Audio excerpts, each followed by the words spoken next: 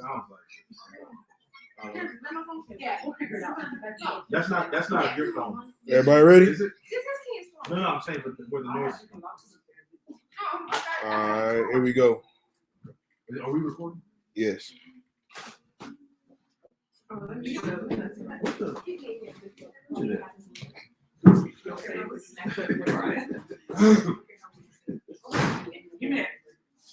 Okay, when's the last time you was in a relationship? Last time I was in a relationship was last year. What happened to that relationship? We split apart. We didn't see eye to eye. What specifically did you guys not see eye to eye on?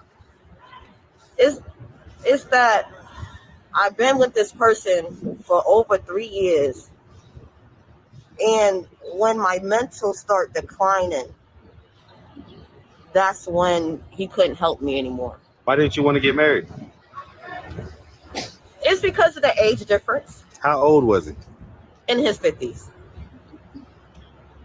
Was he financially stable? Yeah. It's just that I could call him right now and we could have a good conversation. Just he wanted something else and I wanted something else, and I wish him for peace. If on the off chance that he were to see this video, do you think that he would want you to have been homeless for the last month? Does he know that you're homeless? No, I haven't talked to him.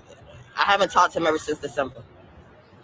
And so if he saw this video, do you think that he would want to come and get you up off the street? Probably so. Have you ever considered maybe calling him? No. Why not? It's because, you know what? I know it's hard to talk about it, but I'm going to just say it anyway. It's because that I didn't tell him that I lost my job. I didn't tell him that the little apartment that I had, I lost it. I just don't want him to see me as a failure. So it's more of a pride thing than anything. What would you say has brought you to this point of being homeless in your life? During the pandemic, people getting laid off and everything. So it's like, before the pandemic, I was living good, making sure, just making sure that my house was good and everything. But during the pandemic, it just threw everybody off because everybody's losing their jobs. And then they said that they have rent forgiveness, but they don't. They don't have rent forgiveness. Okay. And now you see all my brothers and sisters, I call them my brothers and sisters, all the village people out here. How long have you been without a roof over your head? It's been a whole month. Okay, so it's been a month. And so growing up, did you have both your mother and your father in the household? I would say my dad was the backbone of the household, old school type of way, really like a backbone. Basically make sure the household was good. But me and my siblings, we have different combinations of mothers and fathers. So Shabbat Shalom, everybody. Shabbat Shalom.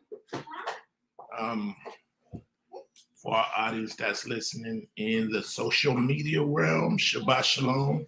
Shabbat Shalom. I am Chief or Elder Adaya of Akad Makut Ministries, and to my left, I have Moreh Mikael Ben Or of the House of Mikael. And before we talk about the footage you just seen, we just want to do our due diligence. We ask if everybody who's actually can hear this live that they would like and share, so other people that may need this information will get it. And as well, when we share and like, it helps the algorithm, brings more attention to our site. So once again, I am Adaya of Akad Makut Ministries, and we're slowly but surely getting back in the groove of going live and hopefully expanding not only those of you, building upon those of you who have already followed us, but as well that we would gain new hearers and hopefully be of service to you as a ministry and as a tribe. We are servants of the Most High Yah. We consider ourselves a part of the awakening remnant of the House of Israel. Hallelujah. But foremost, we put Yehoshua HaMashiach, our King, in front of everything. We lift him up as our Redeemer, as our kinsman Redeemer, as our King, and as our Adonai. And so this ministry is built around the fact that we believe in the death, burial, and resurrection of Yeshua HaMashiach. And we believe the price that he paid in blood for our redemption. And that's our center focus. We send out honors to all the other elders and kinsmen that are out there doing the work in this labor of love in restoring Israel, because we know when Israel is restored to its fullness, we know the world has to follow suit. And then there'll be a righteous kingdom once again in the heart of the earth, which is that holy city, Jerusalem. Hallelujah. Hallelujah. So the lesson we'll be doing today is submission, the keys to the kingdom. We always do I always do a little subtitle. And that subtitle is great names are made on your knees, not your feet. Hallelujah. Great names are made on your knees, not your feet. And not only your name, but as well your well-being, your soundness of mind. One reason I wanted to share, I just got that video clip. Elder Halal has shared that to me today. And it was funny that I did this video. And I was doing this, I was getting the lesson prepared, and he shared this video with me. And I thought it would go well with the lesson. The young sister, even though she's wearing a mask, it's obvious she's a young woman. Right. And as she said, she's been homeless for a month. And believe it or not, this is the way in which sadly enough, a lot of our sisters are about to go with children. There's going to be a lot of homeless people, period. But predominantly, there's going to be a lot of homeless women. Because our women have been set up and put into a society where they have been convinced and coerced to believe that they don't need a man. Right. She believes that it's better for her to be on the streets than to be with a man. And not just not be with a man, but because her pride won't allow her to say, I need help. Now I get it, maybe the age difference, I can see that being a variable. That can be a challenge. Maybe that's not something she wants in her thoughts of having a relationship. So that's not what I'm focused on. But why I cut the video off there, sometimes she's giving a long story, she's giving a history. But the biggest point that I hope everybody would grab is that she said she did not want to know. She lost everything. And something in her is not willing to go to one person that probably cares about her more than anybody in the world right now. And it sounds like the man is good enough. Even if he's not with her, he will still be there for her. Mm-hmm. You know what I mean? But the sad part is she's homeless and she's not even asking for the help that she needs. Who knows asking for help takes humility. Okay. Mm-hmm. It takes humility. And anytime something takes humility, it takes you having to sacrifice something within yourself in exchange for the help that you may need.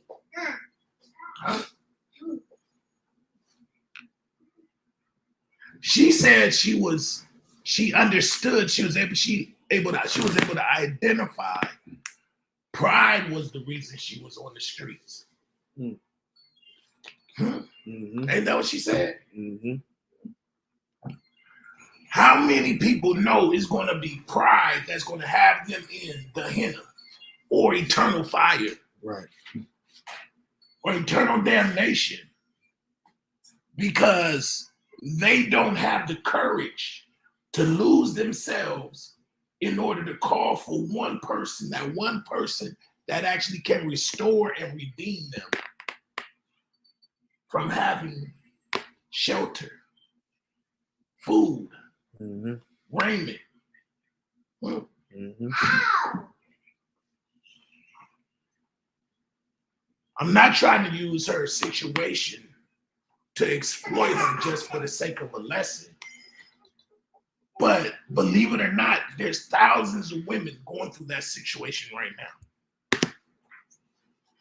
Probably hundreds of thousands. And if it's not hundreds of thousands yet, there's soon to be hundreds of thousands.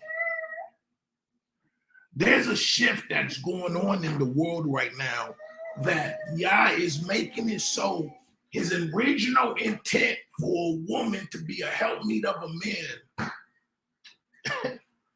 is going to be forced to happen, but as the old school you say, by hook or crook. By hook or crook, women are going to have to get with a man and get back in purpose and function in order for her to get the covering she needs. That is spiritually, that is naturally, and that is emotionally. Mm-hmm. Your education won't suffice. If I kept it from playing, she actually had a degree.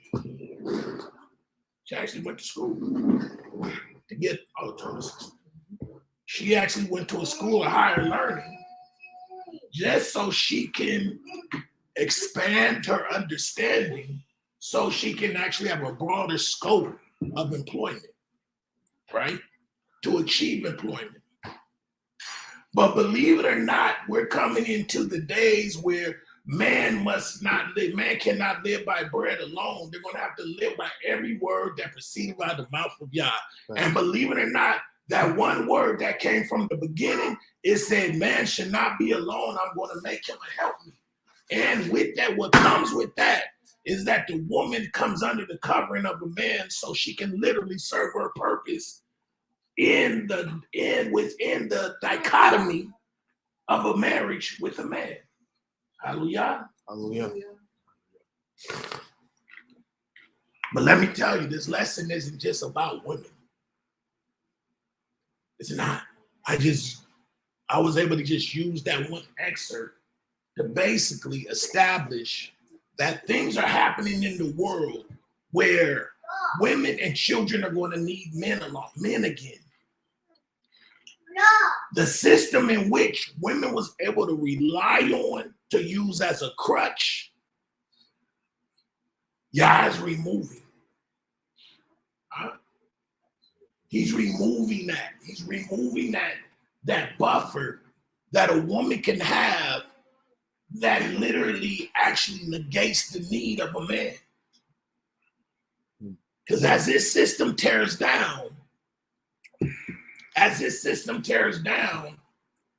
Yah's original institution is going to be reestablished. Mm-hmm. Mm-hmm. That sister homeless. I'm glad she has a mask on because she's probably a beautiful girl. Being homeless is not safe. She's in the streets of Atlanta. Right. So tell that dude, man. Right. But not only that, guess what else that we have to be in tune with?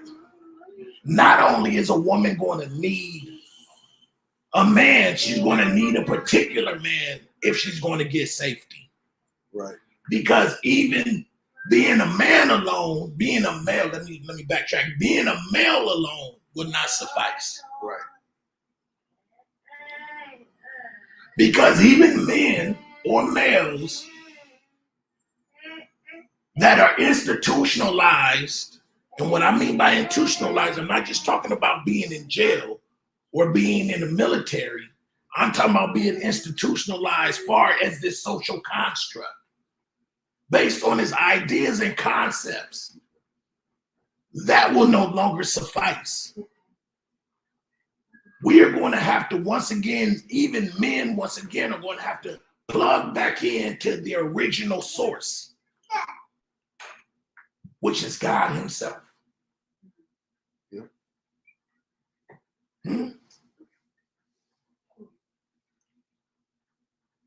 Believe it or not, men, Yah is going to pour on particular men that are willing to submit and humble themselves to this one creator that made him, and he's going to give him the ability to do wonderful, masterful, miraculous, and witty things in this time. Those who have a relationship with Yah or the relationship with the Most High God, these men will be supernaturally endowed to tap and find resources by faith. Yep. Your jobs, your education, your degrees will no longer suffice coming in the near future. Because the only ones that's going to be justified before Yah is faith. Yep. I heard a quote by Ben Ami. He had said that we're coming into the era where we're going to recognize more than anything in the world that we're going to need God at this point. Like, it's going to be without a shadow of a doubt that to all mankind that they will have to lean on the Most High in this time. Hallelujah. I thought that was powerful, especially in the season that we're in. There's no way out of what we're doing. It has to be something supernatural beyond man's comprehension and understanding and strength to get him out of this filth that we in. So, believe it or not, there's two opposing factions going on. There's the kingdom of Yah, and then there's the kingdoms of men. Yeah. Okay. The kingdom of Yah, plural, singular, and the kingdoms of men, plural. Those kingdoms are crumbling under the weight of Yah's glory. The closer Yah gets to coming, the more pressure is coming on the world, because he's coming to redeem his glory from men. He's coming back to take what's rightfully his. And everything that is resistant of that is in opposition to him, therefore will be decreed and declared enemy to the kingdom. Every idea, every concept, every notion, or every idea that you have about yourself or about the man or woman next to you that you feel you can rely on, Yah is pulling the rug from underneath it. That's a fact. He's removing certainty out of the world. And he's establishing uncertainty everywhere.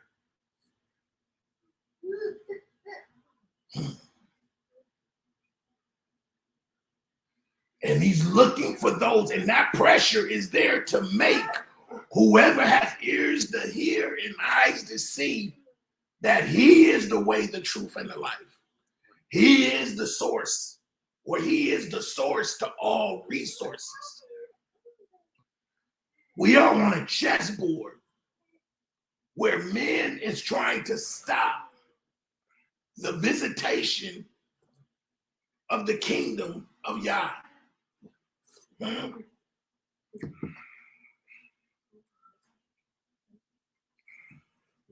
Let's talk about the lesson. Submission. Kings to the kingdom. Great names are made on your knees, not your feet. This lesson, we will be going over the most profane word in modern day history, especially among the modern woman. What's the worst word you can tell anybody in this world right now? Submission. Submission. Submission is worse than talking about somebody's mama right now. Calling someone to submission is worse than slapping somebody across the face and spitting on them. That word is abhorrent to most people, but we got to be able to dissect why. In the advent and spread of democracy, individual rights and freedoms have become more about individuals' perspective and views, wants and desires, wherein the ideal of submission is in complete opposition to the ideology of democratic individualism. What am I saying? Democracy is the mother of individualism. Even though they say democracy is majority rule, it's really the individual gets a say-so. Right. And it's based on those individuals being able to come together and have a mob mentality. I know that don't make sense right now, but it will. The propaganda of individualism, it is an offspring of democracy, which is supposed to be the majority rule, is one of the most successful lies Hashatan has ever told. All we have to do is look at the definition. What is the definition of individualism? The habit or principle of being independent and self-sufficient. That is what individualism means. You know why most people can't humble themselves? Because they want to see themselves as an individual. Mm.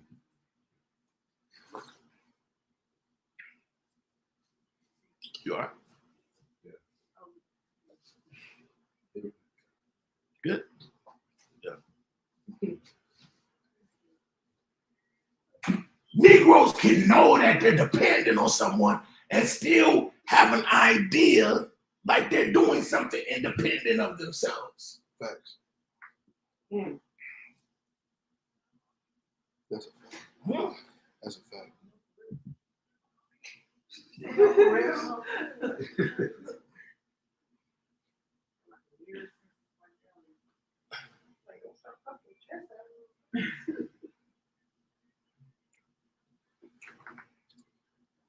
So we see individualism is when individuals has the habit or principle of being self-reliant and independent. The problem is no one in this world can truly practice individualism because every human being is dependent upon something or someone to exist within the Most High's created ecosystem. There is nothing in this world where you can independently act outside of your creator. All you can do is deny that you're getting it from him. Salika. That's all you could do. Right? That's a fact. We can all practice self-autonomy. You know what self-autonomy is? Self-autonomy is the ability to literally make a self-choice or self-govern. You can self-govern yourself. You can literally say what you're going to eat, but you cannot say you're not going to eat for long. Right. You can say, man, you know what? I'm going to see how long I can hold my breath. But your body is going to inoperably demand that you suck some air. My mama used to tell me, boy, she said, I would suck the life out of you when I got out of control. And she would let me know the very breath that I breathe belongs to her. But what she was trying to teach me is that that breath that you have is because I let you live, Negro. Right.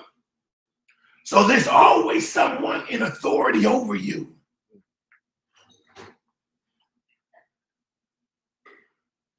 self-government, we like through autonomy, there is a section of self-government.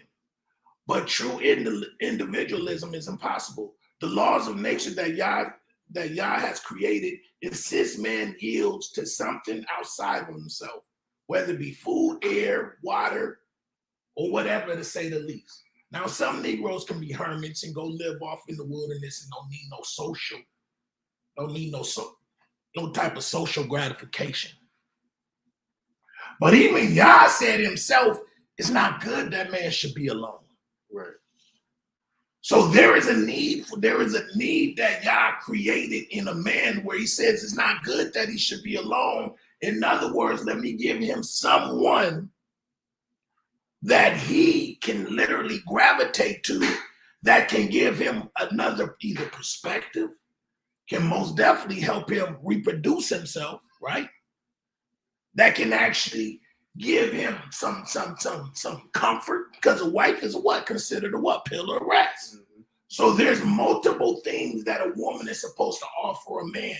And in return, what she gets is a covering.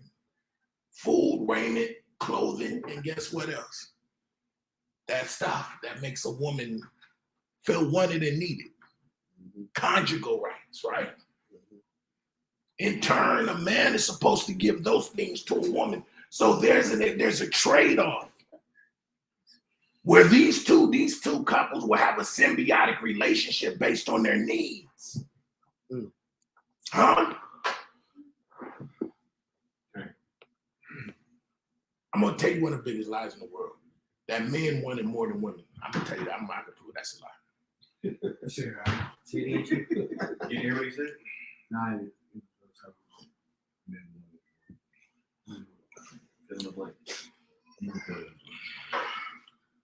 Women, because I'm gonna tell you why women. The S word? Yes. Oh, no. I'm gonna prove it. When a woman doesn't, a man, now don't get me wrong, a younger man who's virile, you know. Oh, you talking man? What type of man? Yeah, hey, Grown man? grown men, no. Oh, duh. Yeah. I'm a man, I'm not talking about a boy. Oh, okay, yeah. When I say, whoa, don't say Talking about a you man. out of control. Yeah, I'm talking about a man. Now that, and that's I'm talking about a man, right? I'm talking about man. You have a heart attack yet? Like, no, so I know so many people that I'm not talking about individuals giving into their lust, right? okay. A dog in heat will do anything. But a woman, when she doesn't connect with her man, she feels like, where are you? She feels like, I don't have that connection. Right. And not having that connection, that connection, that bond literally builds up a woman's self-esteem, believe it or not. Because if she's here to serve her husband and she's not feeling like you have a place for me, she will feel a void in her. Mm-hmm. She has to make that connection. Without me getting too explicit. That's one reason, actually, it's required that a man can give it to a woman. Mm-hmm.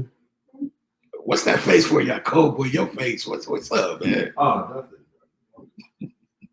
nothing. pretty up all the time. Right. Yeah, I'm glad to see you smiling at me. Count it all, Joey.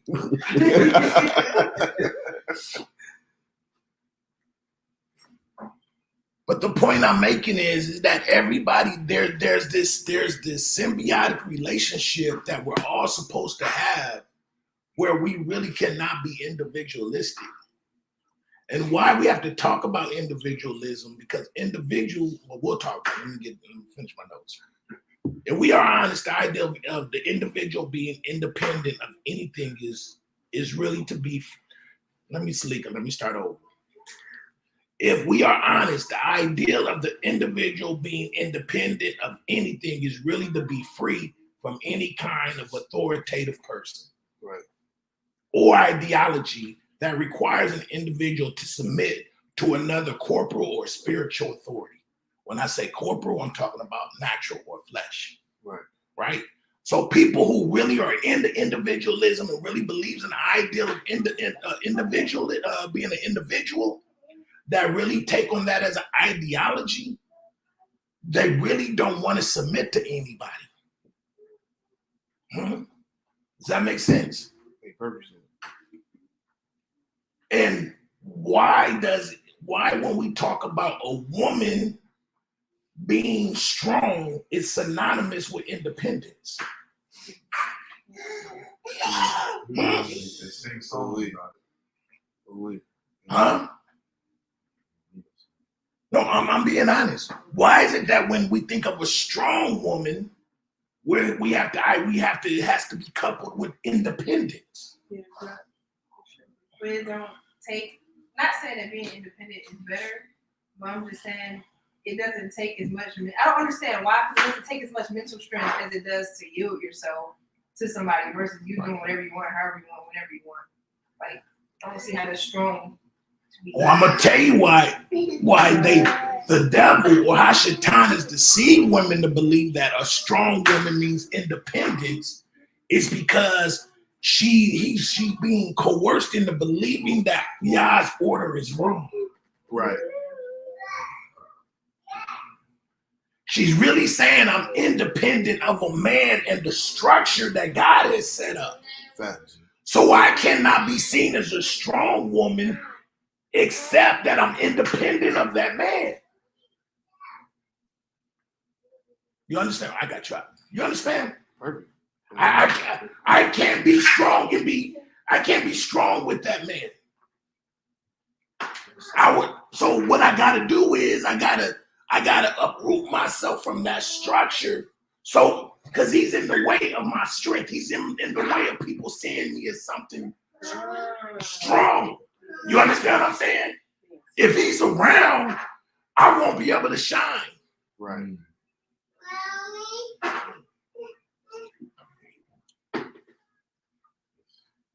Go ahead. I mean, it goes right back to the beginning of the garden. Yes. You know, he offered her, independence from God's system.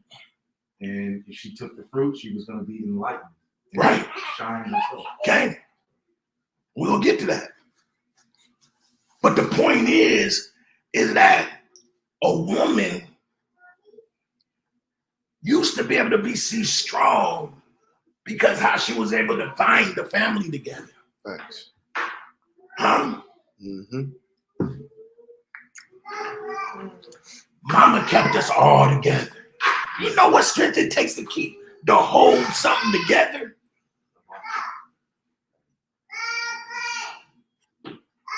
Mm-hmm. Damn, it's crazy. My mom used to complain about that. What's that? About keeping us together and stuff like that. She said, I made sure all y'all stayed together. Y'all never had to leave each other. Y'all never had to leave your mom and dad and your siblings. And now we all grown and we're all really close now.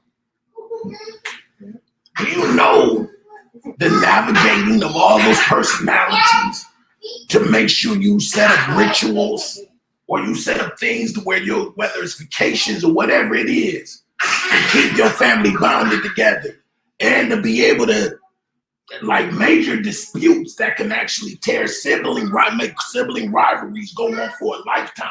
Right.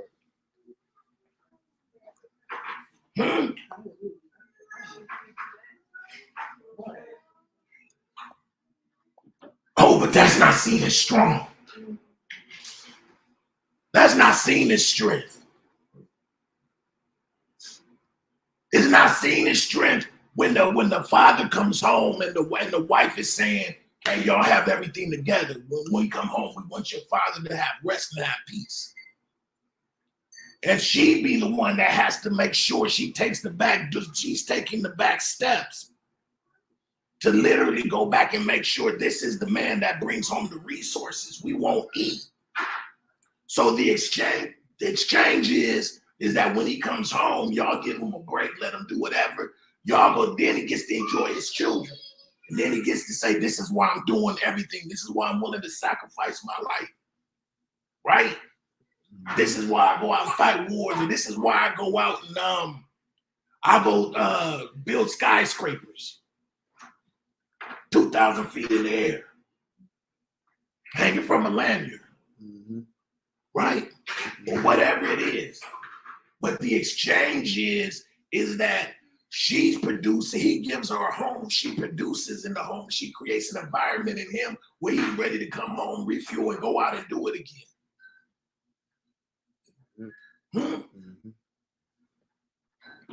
And he's able to also see, okay, she needs this. Okay, yeah, I got my rest, my job ain't done. Boom, all right, let me take the kids off your hands for a minute. You need to refresh, whatever it is.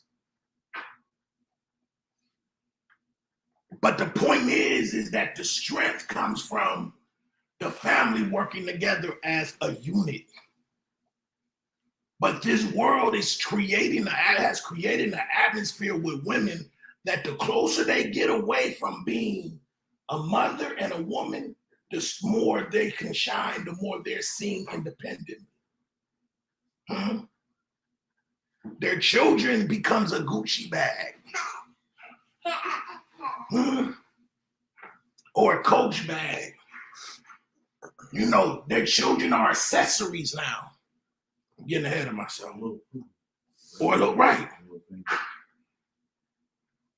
In modern society, where voting one's own opinions and perspectives can sway persons and politicians to their individual propensities, we see individualism has appeared.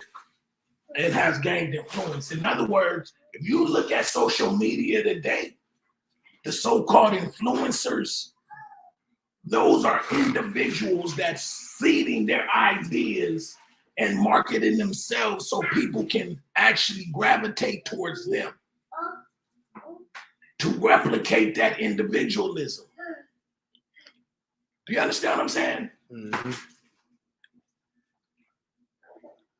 For example, the LGBTQ agenda has become the geo and global political gravitas of the individual's rights. To practice one's own sexual fixations, where the majority is demanded to quietly accept it or face the reprisals of being seen as a social dissident, and can be banned from social media platforms and or even face criminal charges for hate speech, thus hate crimes. Now, what's the relevance that I'm talking about this? Because the homosexual agenda is the literal poster child of individualism. How do you know it? It can't create nothing. It can't reproduce anything. It does not have the ability to multiply. So it literally is able to get the rights that it can do whatever it wants as an independent. It doesn't have the family in mind. It doesn't have the society in mind. The other one was the women's movement is another individualistic ideology. Women are sold the idea the patriarchal standard was dated and oppressive, and serving the husband and children domestically was no less than shackles that kept her fettered to her rigorous and mundane life as a homemaker and natural nurturer and teacher of her offspring. So millions of women were Pied Piper off of her domestic plantation of the husband and children, only to become a more educated servant to learn how to serve in her new corporate home. Leaving her children to daycare farms and schools where children would lose specified attention and nurturing each child needs during their early development years, so they can create more individuals, right?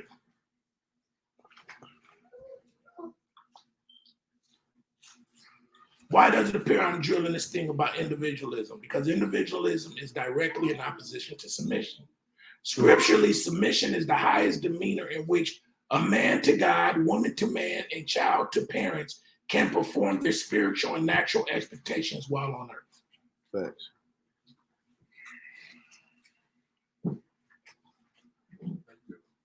Everything in the family structure resonates or pronounces submission.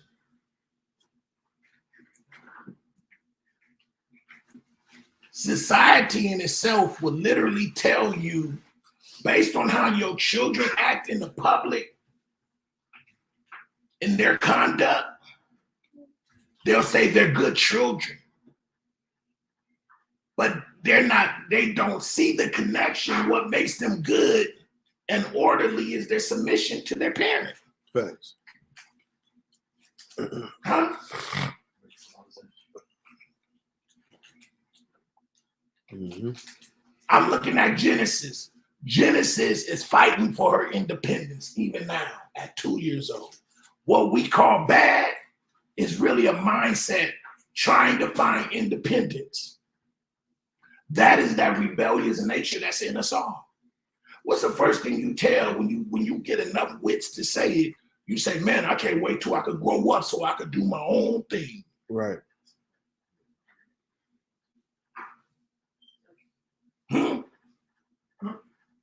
What you're saying when you're in that state of mind, I no longer want to be submitted to these people. I don't want to be under submission to these parental guidelines.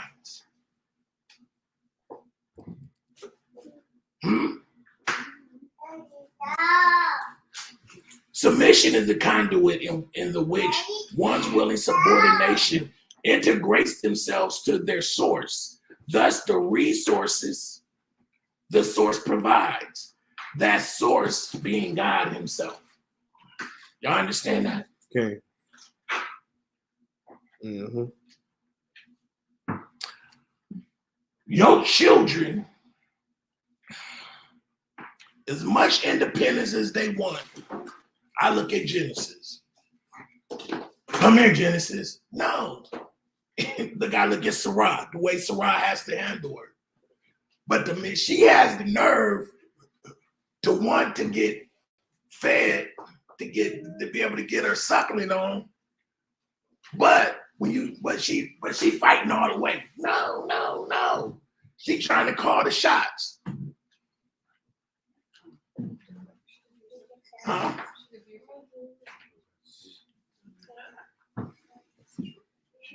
But knowing her mother is a resource of food. Huh? I said, but knowing you are the resource of her food. And we come out the womb fighting against the source, but want the resources. Virginia, so I'm sitting on this one. And we'll even go as far as the ideology of individualism is literally a way of saying, it's a way of manipulating the one in more authority to give you what you want, to give me what I want without me submitting to you. They still want your love too. They want the love of the source too. They want the acceptance. They want everything without anything. Without no repercussions. And this is why the Proverbs tell us that in the heart of a child is what bound? What? Foolishness. But a rod chase it away. Say that again. Huh?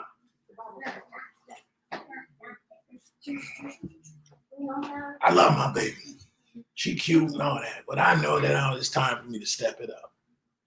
It's time to bring that thing under submission. Huh?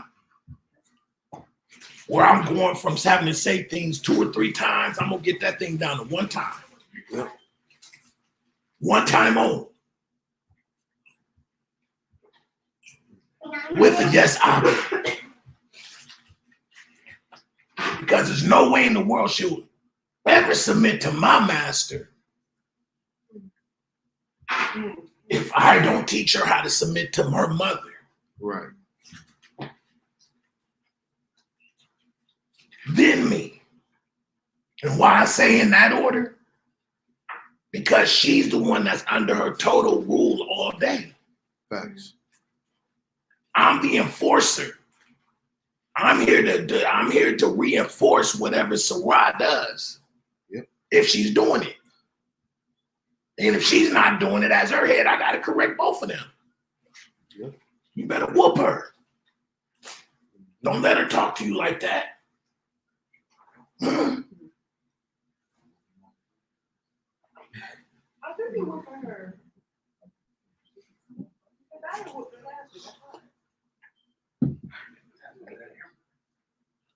But if we don't, submission, if we don't understand what submission is, man, submission is actually, this lesson is really about empowering yourselves individually through submission.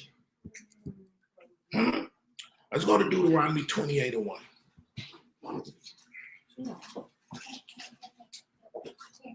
Book of Deuteronomy 28:1. See, y'all don't have no quorums of telling you, so long as you do what I say, I'll feed you. But the minute you start getting reckless and disobedient, I'm gonna make it hard for you. I'll cut you off.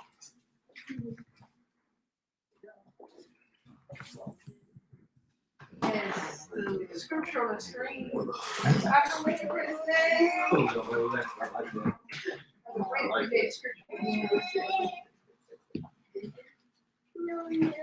See, we often talk about the curses. We often talk about the curses, and we use that as a sign to say, well, this is how we know how we're the children of Israel. But we're not supposed to be known by our disobedience. We really should be known by our obedience. Huh? Going to read? This is the book of Devarim, chapter 28, verse 1. Go ahead. And it shall come to pass, if thou shalt hearken diligently unto the voice of Yahweh, to observe and to do all his commandments which I command thee this day, that Yahweh thy Elohim will set thee on high above all nations of the earth. Stop. Imagine a world where simply submitting and observing all that your master tell you to do or your father tell you to do, he'll set you on high above all the nations. Picture that. Picture that.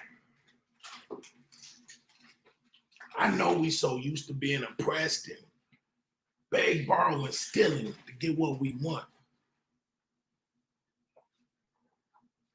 That is even to a point where we think that disobedience pays off. Because we learn how to become independent and go make our own way. We don't want to go through the process of walking in righteousness because then we have to deal in seasons.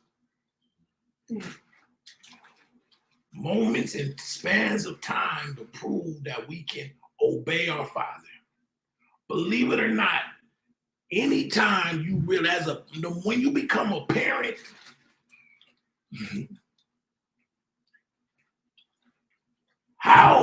what's the space between you having that thought of blessing your child up to the date that you actually do it?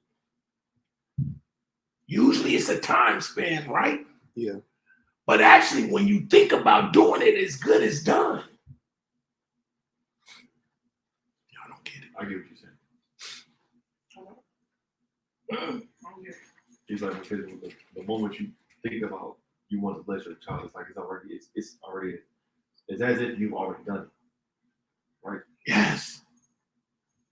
Because your love for your child is going to produce what you want them to have.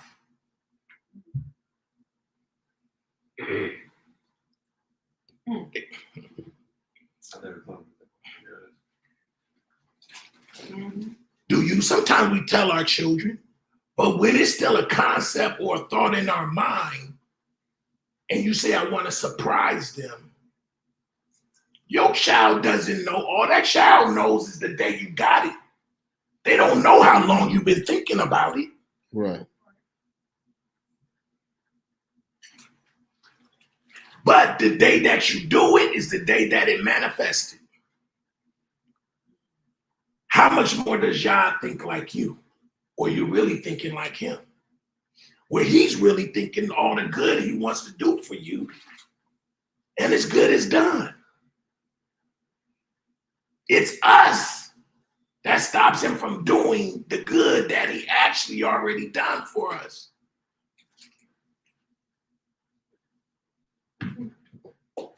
Get it?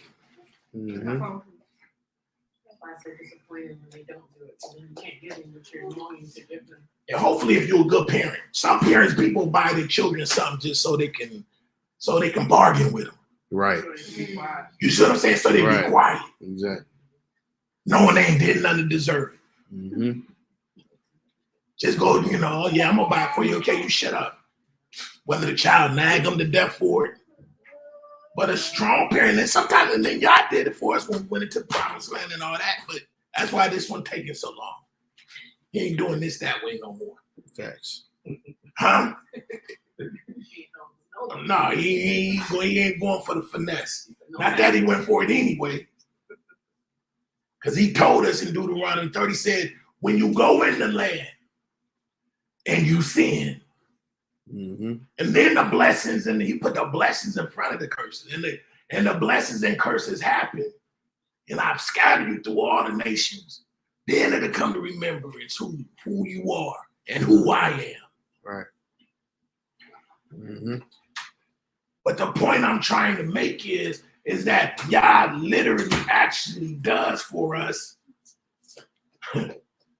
when it's a thought. Yep. It just hasn't materialized for us yet. Go ahead. This is Deuteronomy chapter 28, verse 2. Mhm. And all these blessings shall come on thee and overtake thee, if thou shalt hearken unto the voice of Yahweh thy Elohim. Blessed shalt thou be in the city, and blessed shalt thou be in the field. Blessed shall be the fruit of thy body, and the fruit of thy ground, and the fruit of thy cattle, the increase of thy kind, and the flocks of thy sheep. Mhm. Blessed shall be thy basket and thy store. Blessed shalt thou be when thou comest in, and blessed shalt thou be when thou goest out. Go ahead.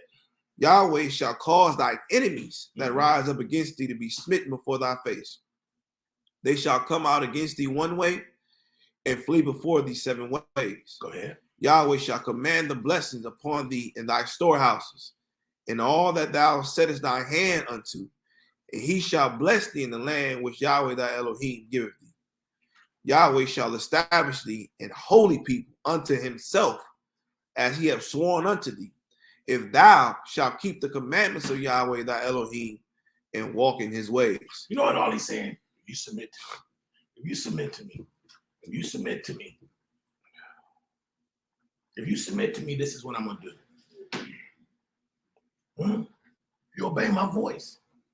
If you keep my mitzvahs, you keep my word. That's all he's saying. Every time the Most High is asking you to do something, all he's really telling you to do is submit.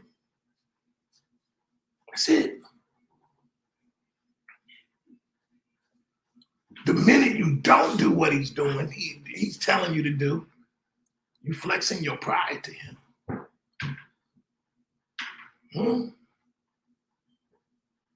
You trampling his word at that point. In other words, when we say guard, what is he saying? He's saying guard my word. Protect. But when he says you break it, he's saying you trampling my word. Yep. In other words, you're supposed to be submitting under my word. When you don't obey me, you're putting your word over my word over you, and you're trampling it. You're walking on it. Yeah.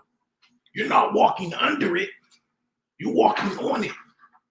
So he sees it as you doing a violent act against him. Same way we see our children not doing what we told them to do. And look how haughty your children look when they are disobedient. Oh my God.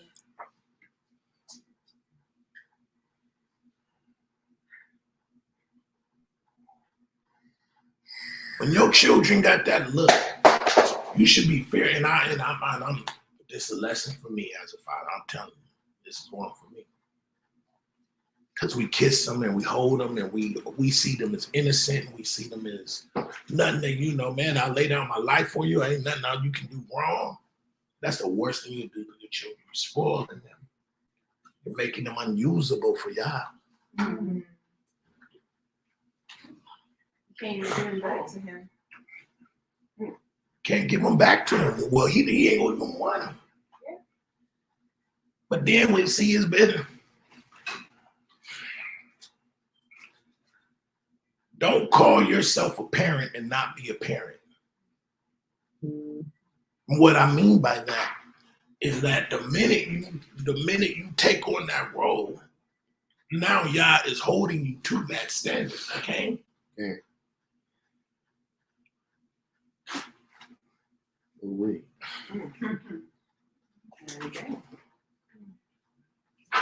He's saying, okay. So are you training them in the way they should go? That's your whole job. At the same time, the minute that baby pop out the womb, training begins. Supposed to be training them in the way they should go. And the more they do wrong and you make excuses for it, he said, you know what? You're terrible. You're terrible as a parent. You're not holding your children accountable to my word. My word is that they obey you and honor you. If you have to say something 3 or 4 times, they're not honoring you. And you're setting them up. Well, they'll literally become so individual and so independent of my word. He says, I'm not going to sit there and negotiate with them.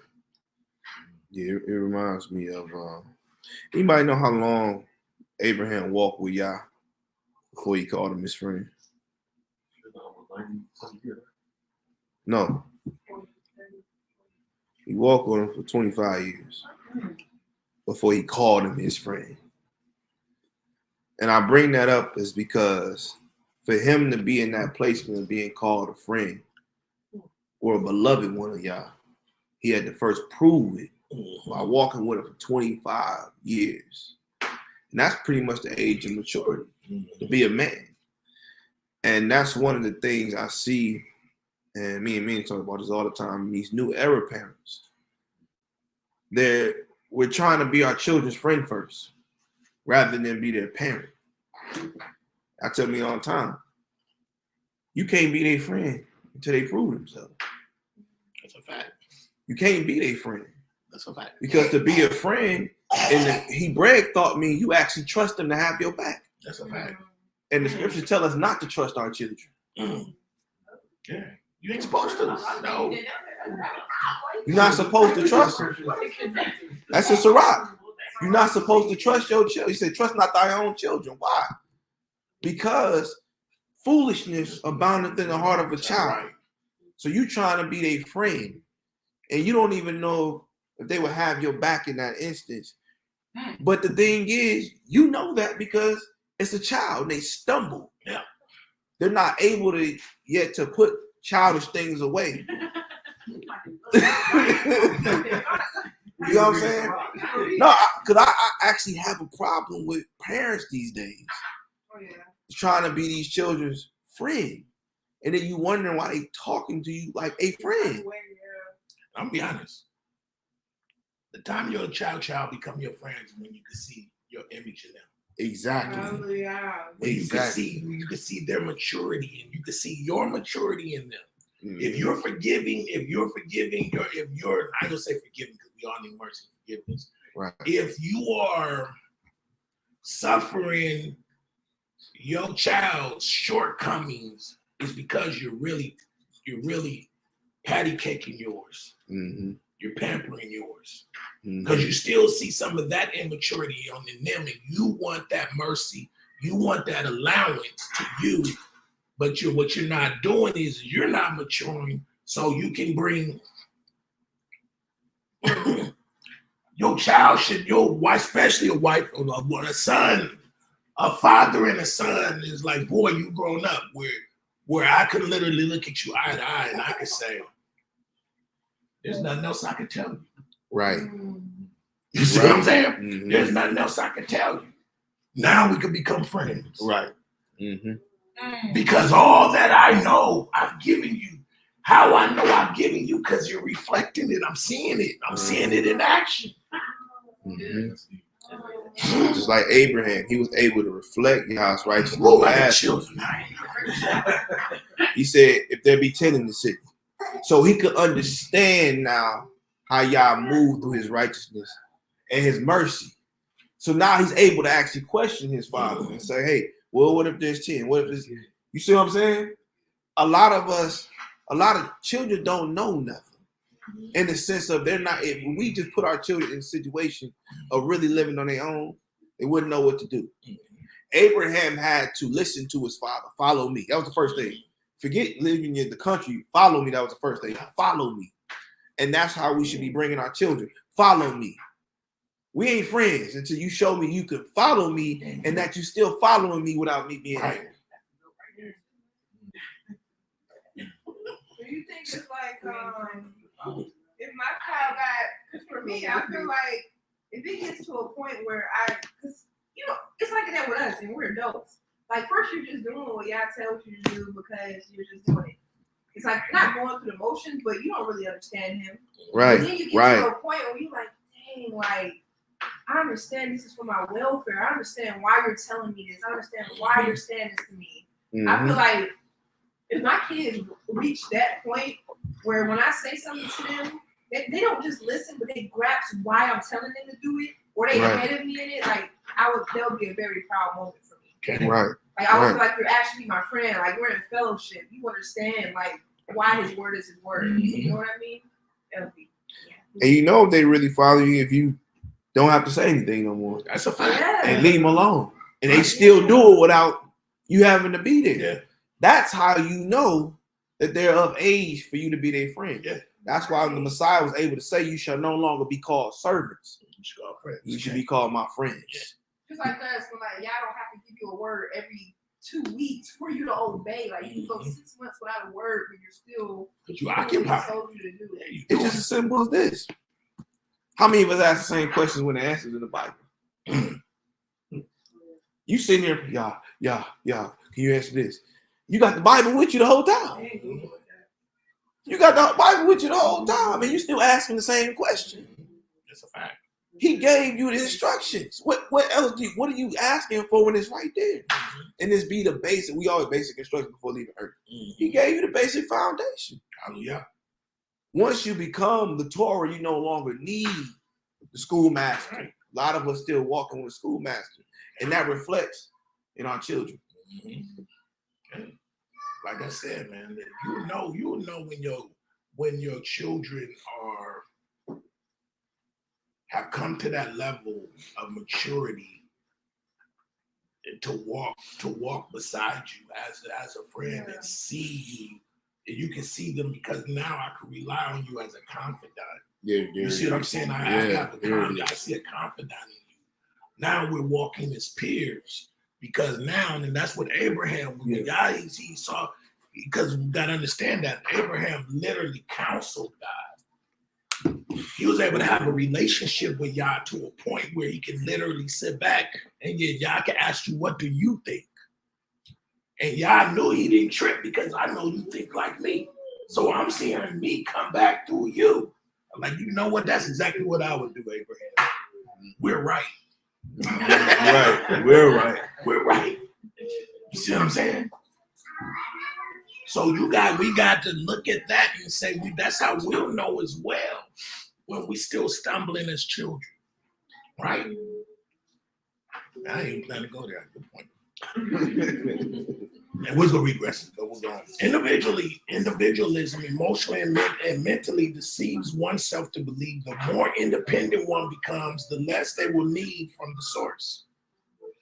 Individual independence is a drive to be free from something or someone that makes the individual feel they are being controlled in spite of its benefits for the whole.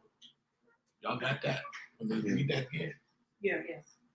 So, individual independence is a drive to be free from something or someone that makes the individual feel they are being controlled. And I guess this is going to be Children's Day. Children have a hard time with adults because they see them as authoritarian figure. So what they see is I'm looking for a way, even if I have to manipulate a situation, I'm looking for a way outside to be able to operate outside of that authority. Oh my God, Yuri. You see what I'm saying? Because they try to come hug you when you tell them to go to sleep. They come in so many Right. different ways. They start like young. So it's manipulation. They're trying to manipulate because it's not even about whether going to bed. They could be sleepy as hell and knowing that they need to go to sleep. Right now, it's more about me not doing what you told me to do. Because the more independence I gain, the more the more my reach gets outside of your control.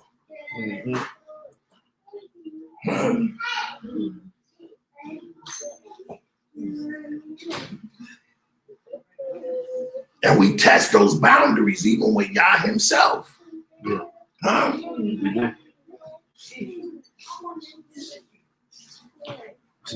and the reality is our children is a reflection of us. They are. Good, bad, indifferent, ugly. See, so I'm gonna say this last part. The individual independence is a drive to be free from something or someone that makes the individual feel they are being controlled in spite of the benefits for the whole.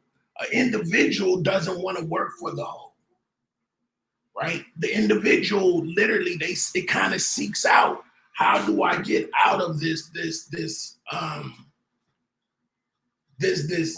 necessity to be a part of something that's bigger, so I will be invisible. I don't want to be invisible. I want to be seen. Huh? The less of an individual I am, the less I'm gonna get noticed. The less I'm gonna be seen. And really, it's not that in Yah's kingdom, the more submissive you are, the more he exalts you. The more he lifts you up, the more you'll be noticeable you'll get. Say that in Sirach. It says, as he exalts you, you should get low. Yeah. So it's the contrary to Yah's kingdom. The more submissive you get, the lower you get. Yep. The more he just lifting you up. Because how? Because now you're representing me. I'm lifting myself up, so people will be drawn to you and through me. I mean, you to me through you. Make this thing too hard. So make this thing too hard. individualism sees order and protocol as a necessary evil only when it serves as direct benefits to one's own self-needs. In other words, we'll go to a job, we'll go to the job and do the bare minimum. Because I gotta eat, I gotta pay my rent.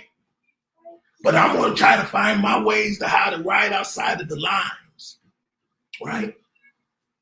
I'm gonna barely show up. If I could show up to work, like we passed at my job, we got a new policy. They literally gave us the extra, you could be 15 minutes late and not be seen as late. For whatever reason, they did that. You know how many Negroes are practicing that? I said, we got a new policy where we can actually be 15 minutes late and you won't go on your attendance rate. And I'm saying, you know how many Negroes is doing that? Attention, your battery is running low. Taking that Press the 15 power minutes. adapter. But they don't even know the catch. In the policy, it literally says, based at the supervisor's discretion.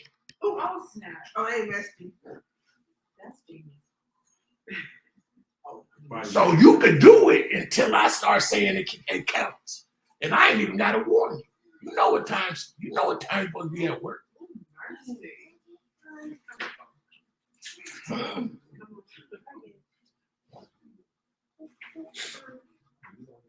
But a person not submitted to Yah's will, they will literally look for the loopholes, Right. to escape that authority that they have over them, that structure that they have over them. Huh? Individualism sees order and protocol as a necessary, well, I already read that. But overall, they despise order because they are deceived to see submission as weakness and less aggrandizing to oneself. In other words, when they see order, you resist it because it's seen as a weakness. I don't know why. You see what I'm saying? Because I don't want nobody controlling me. Right. You know what I mean? I don't need nobody controlling me or telling me what to do. And that's cool if you're in control of yourself. If you're a law unto yourself, if you have been able to bring your own mind and body under submission and say, man, let me get up because I know I got to go to work. Some people got that natural time clock. They don't need that they don't need that time clock to tell them, hey, it's time to get up. They body respond like, boom, okay, it's time to get up. I got to do this, got to do that. Let me get this in order. Let me do this. Boom, I'm going to be to work on time. But the person, like my old manager said, locks are there to keep honest people honest. Right. Huh? People who don't have a value and a sense of time, they need the clock with the snooze button.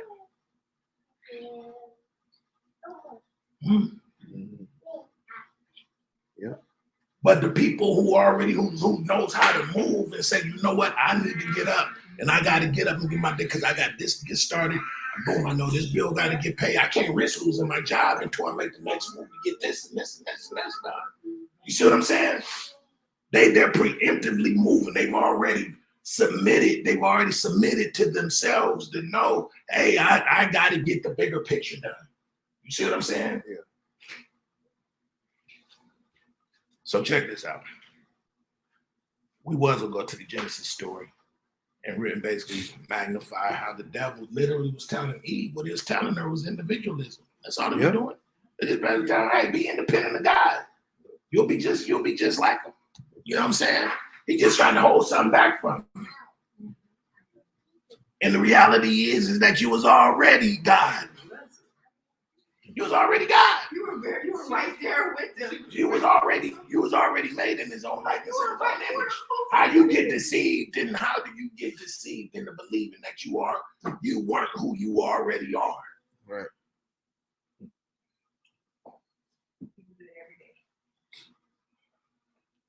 The devil gives the woman the ability to take a man's seed and literally produce life out of it. Yes, what? And produce life out of it. The devil? I said a woman is able to take a man's seed Oh, sorry. and produce life out You of said it. the first time. Did I say devil? Yes. Salika. Oh! Well, I'm glad you corrected me, baby. Thank you. Thank you. Throw back on. No, you did good. Thank you. Thank you. Yeah. So the devil deceives Eve literally out of thinking that she does not have a position. Well, Yah told both of them, be fruitful, multiply, dominate, pursue. He told them to go get it all together. Here comes the devil. He comes in fragment and he breaks up and told the woman to be independent. Right. Be meek or subtract. So here you go. The same game that was played then is being played now.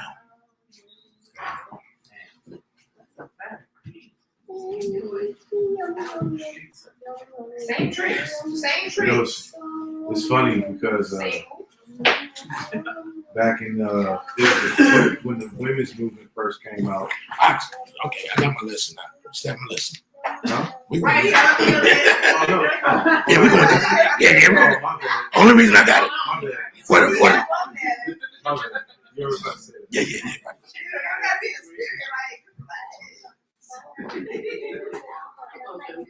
He nailed it. He must steal that thunder right there. That man said, y'all never be talking to him. But he be anticipating the whole lesson. My bad. Hallelujah. So, right. So basically, we know that Eve literally got the Bible literally tells us. Paul tells us in his writings, Eve was deceived. Adam basically dropped the ball. He knew better.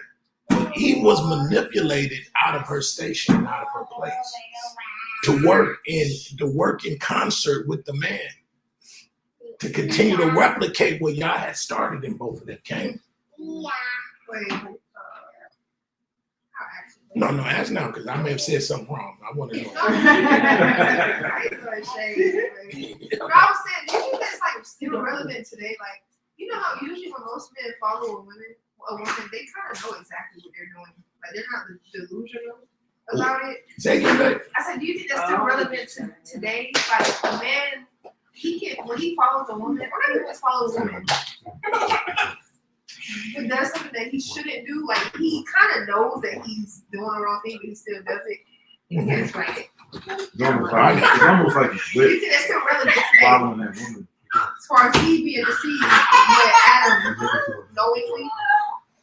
I mean, if you look at the whole story, Adam was kind of looking for somebody to blame. It's easier not to take accountability. It's easy not to take out. I mean, he knew what he was. Like if you would just let him keep going.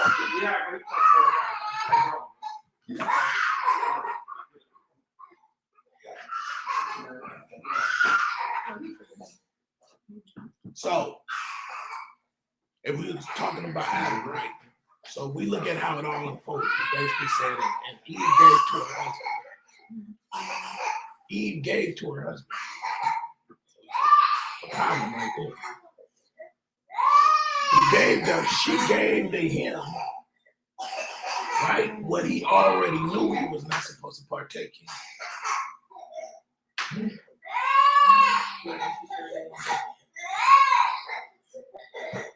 So sometimes as men,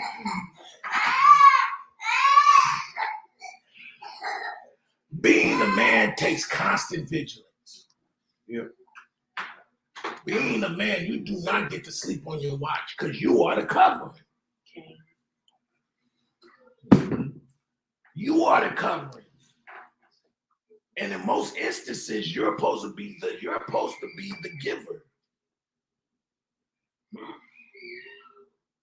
Especially when it comes to knowledge, especially when it comes to insight. So here is Eve. She tripped. Adam sitting there. I can only imagine what that discussion was like.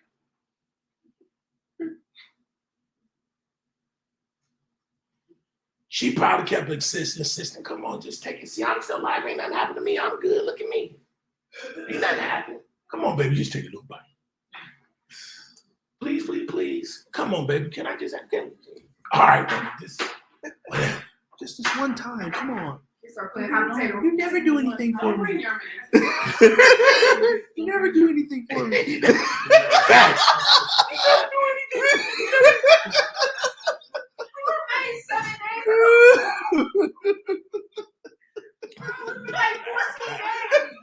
You never do anything. You just did something yesterday. Are you saying I would give you something that's not good for you? Are you saying, bro, you don't trust me? You don't trust me? Well, it's not targeted. It's not personal. Probably get slowly wearing it down. Right. And Adam probably tired from, being in the field. Probably like, man, I don't want to hear this. Man, give me that. I had to work for a week though. You know what I'm saying? Or he literally, you know what I'm saying? But the point is that the man is supposed to be vigilant, right?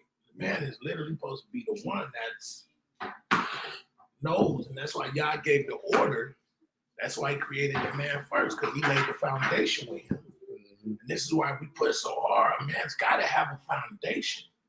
If he does not have a foundation, he cannot build a family off of it. He most definitely can't sustain a family off of it. That's the one. So that's the one right there. You know what I'm saying? Because sometimes the woman is there. I mean, the beautiful thing with being the woman is that as we go, we read in Numbers 30, the man can disavow anything with the woman. Mm-hmm. Right? Mm-hmm. But if the man acquiesces and is quiet or he allows it, y'all said that thing is going to stand. Right. So a man can't afford to be when I say emotional, I'm not talking about like feminine.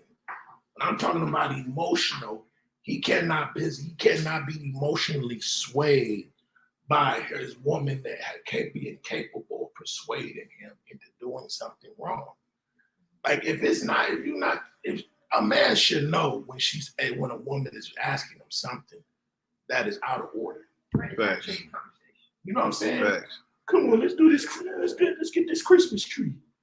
I mean, everybody's doing it.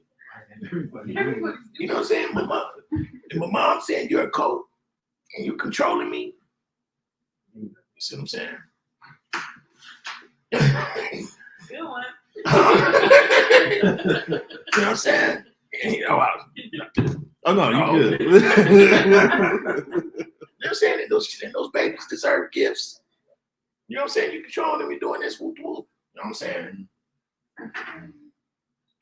The man gotta be like, I love it. The man gotta be like, gotta be 10 toes. Right now, I get it. You know what I'm saying? But right now, you know, what does your mom gotta do with me and you? Right. You know what I'm saying? What does that got to do with me and you serving Yah according to his word? Right. I heard you. Is that it? No, that's it. We done? Yes, Lord. All right. Maybe get the Lord out of it. Right.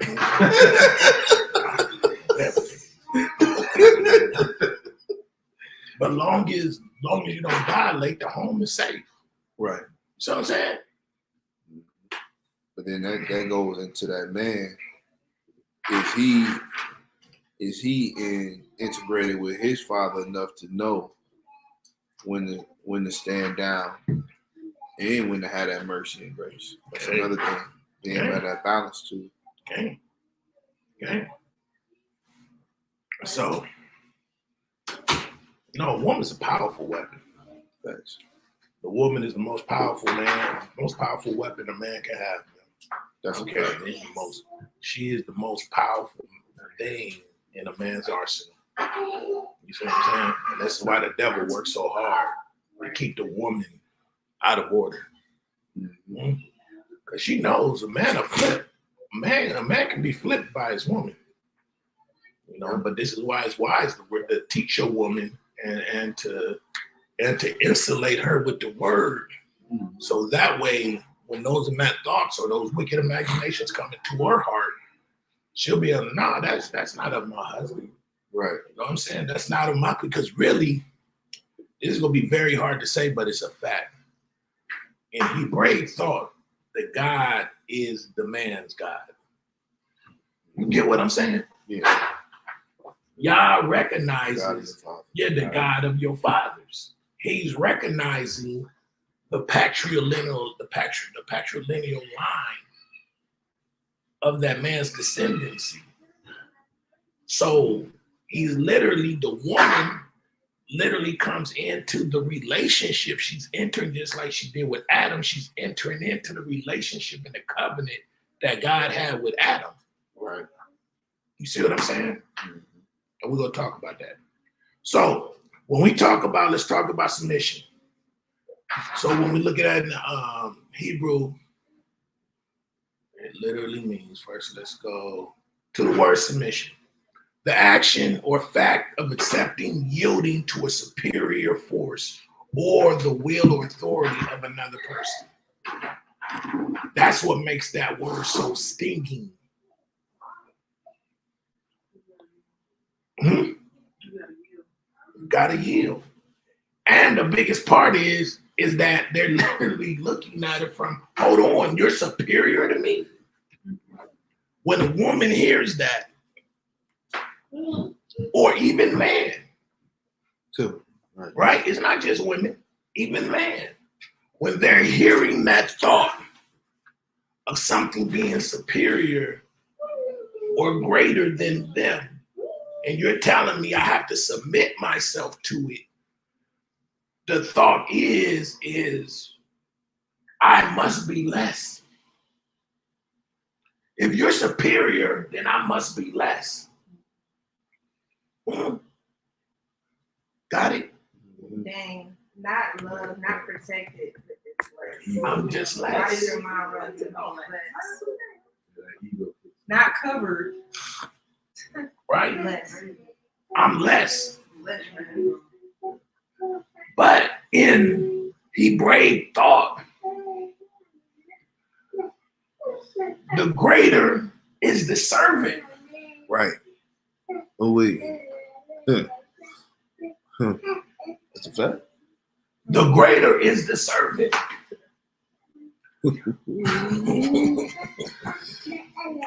Say it one more time. The greater is the servant. Yes. In the Hebrew home, the husband is the servant of everybody. The expectation of the servant leader is far greater than the subordinate. Mm-hmm.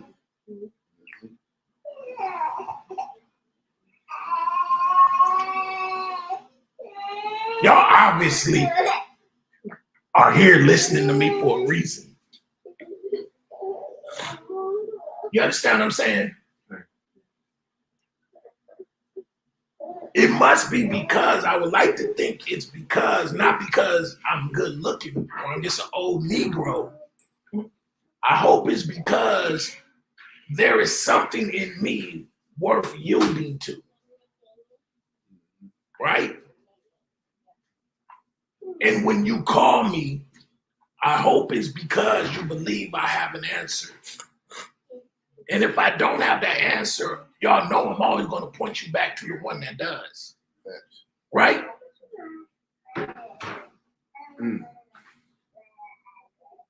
So, being subordinate to somebody actually takes the accountability off of you that you're not ready for.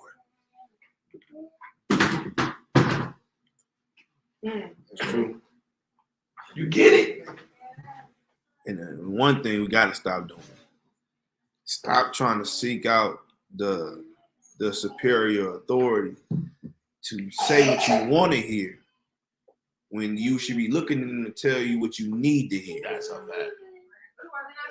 And that's a major problem in our community. We look for people to bond with in our misery rather than look for people to help us get out of it. That's a fact.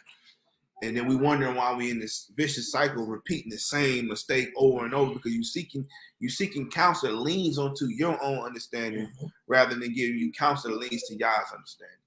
Hallelujah. So leadership in Hebrew thought and ideology is really one of submission, where there's a chain and line of submission. The man that's the overseer or the man that is considered the superior, he is so because he's been giving, by proxy of his later leadership, he's been given more accountability, therefore more authority.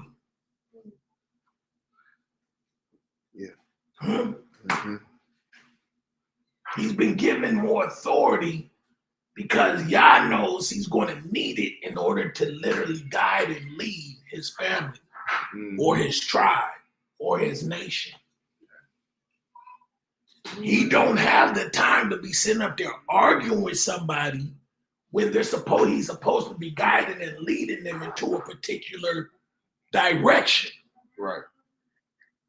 Mm-hmm. Mm-hmm. Now, as a leader, if you don't have no place to lead, that's a problem.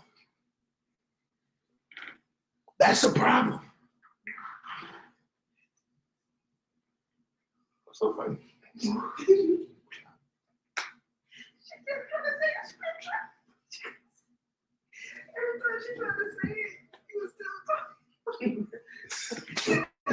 went to whom? To whom much is given? To whom much is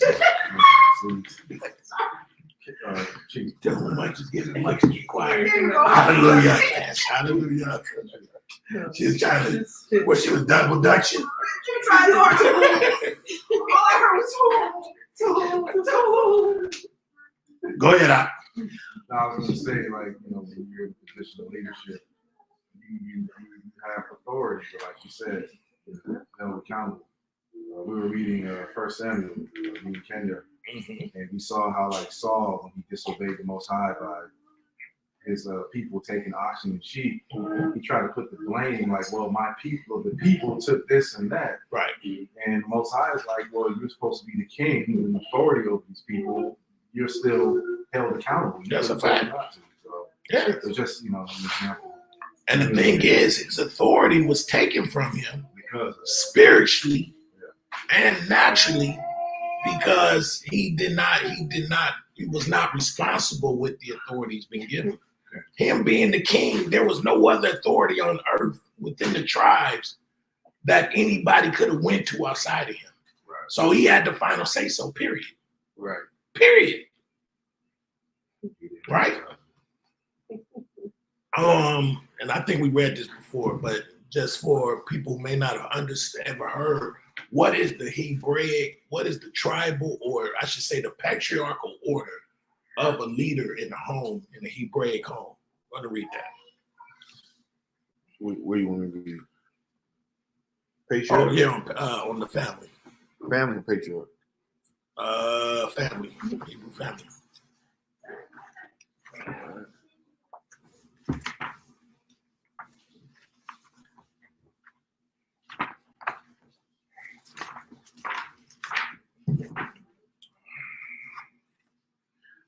And I know some of this stuff seems repetitive. We talk about these things already, but probably in a different way, in a different lesson.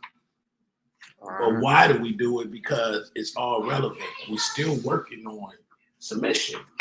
Right. Huh? Right. Go ahead. All right, so the Hebraic terms that can represent family is mishpachah, bayit, house, family, patriarch, clan. The Old Testament has no corresponding exactly to the English family. The Hebrew family unit was larger than families today and included some or all of the following: the father or master, the supreme head of the household, his mother, if she was living with him after the death of his father, his wives and concubines and their children, his children by other women, daughters-in-law and sons-in-law living on the paternal estate, other free Israelite friends and relatives, foreigners living under his protection. Wait, what? Foreigners what? Living under his protection. Go ahead. And male and female slaves. Since in primitive times, the family assumed many of the responsibilities of modern government, like protection of life and property, large families were necessary. Stop. Families, Hebraically, were literally embodiments of government institutions. Facts. The bigger and the more powerful and the richer that home was, they literally had to serve the community. Mm-hmm. They were seen as the servants of the community because they guided and protected the community. Believe it or not, this is what Israelites who say we Israelite, this is actually how we should be operating. If we have big, large families that walked under the authority of the Most High, we would have none of the community's problems we would have. You know why? Because anytime there was a shooting, bring your family here. Yep. That patriarch will say, get your son. Bring him front and center. Yep. It's time to have a big thing. It's time to have a discussion. He's disrupting the community. What are you doing? We may give you a chance. What? You know what I'm saying? Mm-hmm. We may give you no. We ain't gonna say what is he doing. We're gonna say what are you doing? Right. As the parent. Right. Accountability. Your family is disrupting and bringing disharmony to the community or to the tribe. We can't have that. Mm-hmm. These people, these powers know this is why they won't allow any strong patriarchal society in our communities. That's why they have police officers. Those are garrisons. Right. Those are soldiers that's occupying our community. Real patriarchy. We have real patriarchy. There will be one or two men that will be seen as the zaquains, the chiefs or the elders, that would answer for any type of disruption, well, I should say, reply to any type of disruption that's going on in that community. Yeah. And the families will be like, yo, you are not going to tarnish our name.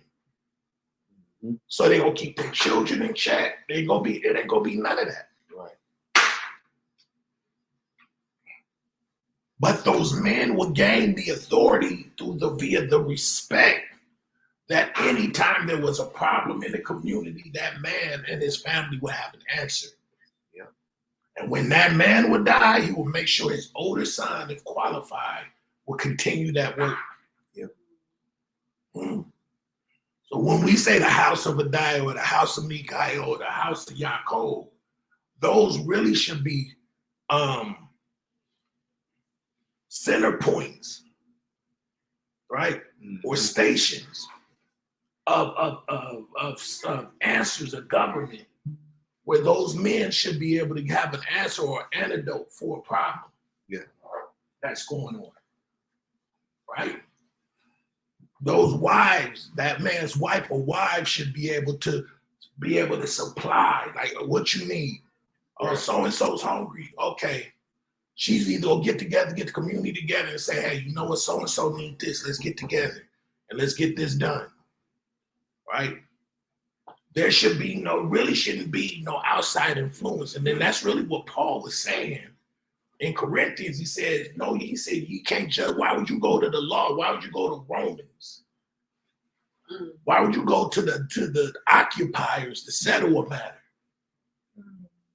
You should be able to tribally settle a matter within the framework of your tribe or your community. We got instructions.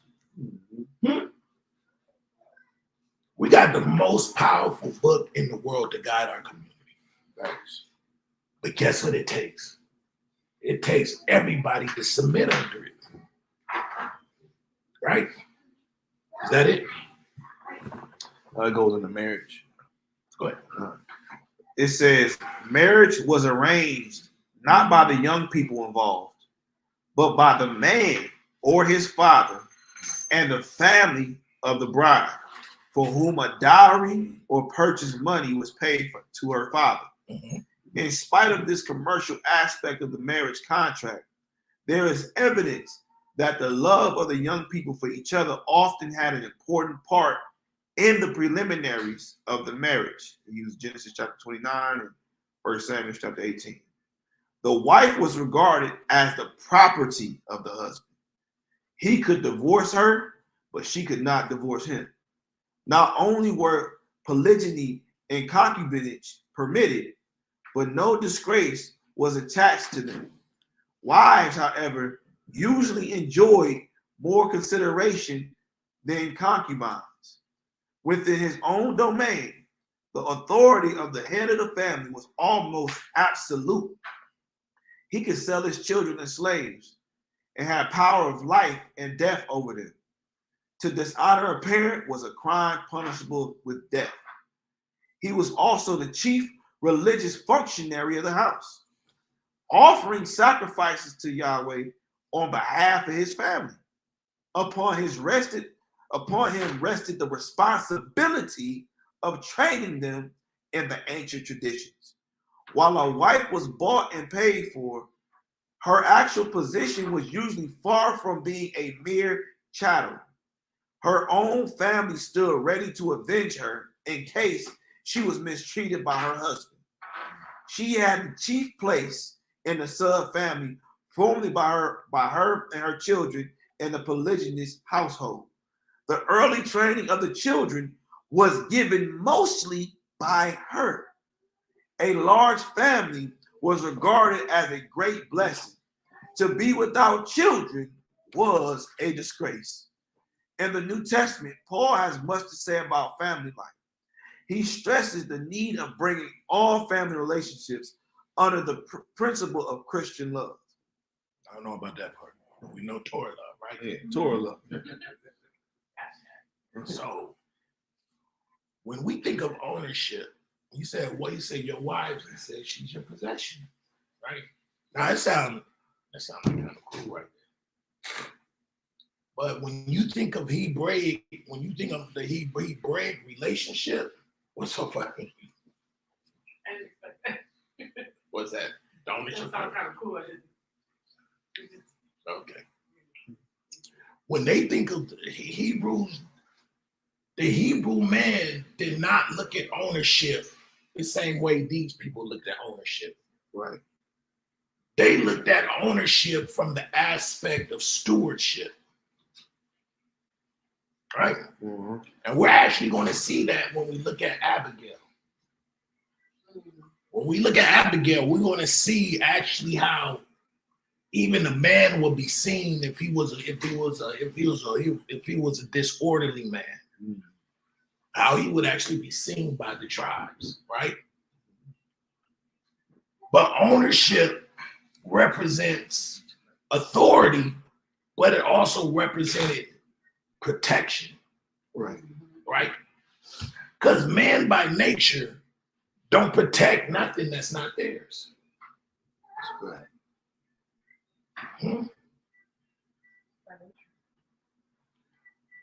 We have to have total submission in order to feel like we actually have something to guard.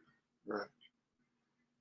Just like a woman is not going to submit to something or someone they don't feel safe with. These are things that just work in us biologically. That's true. Why a woman will go to work so hard on a job because she feels a feeling of security. Even if she got to go do it on her own, she's like, well, I know if I do it, it'll get done. It'll get done. Therefore, I'm gonna go out and do it because I can't be in question. Because the thing is, with women with children, that's, and I'm embarrassed to say it, but I'm gonna say it. When we was hungry, my mom stole food because she was not going to allow us to starve. In fact, I'm not embarrassed to say it.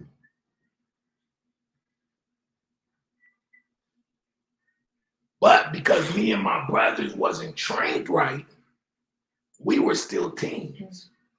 There's no reason as men we should have allowed our mothers to go out and steal anything.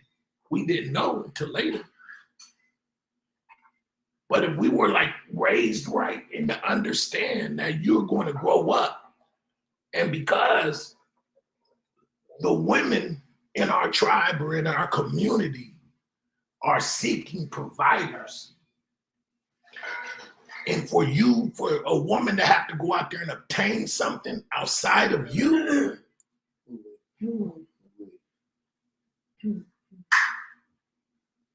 it was a disgrace.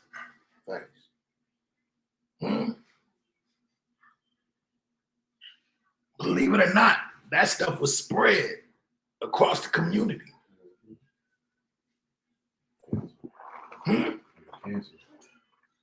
No, it would be looked at like the man can't provide for his family. He pretty much would be counted as an infidel. That's what the scripture says. One who can't provide for his own home, that's an infidel. You know what an infidel is? An idolater. So someone who's a sinner, someone who serves another God. And why they say that? Because obviously if you can't provide, what's your relationship like with Yah? Wait. Oh, you don't got nothing to give. You don't got nothing to give.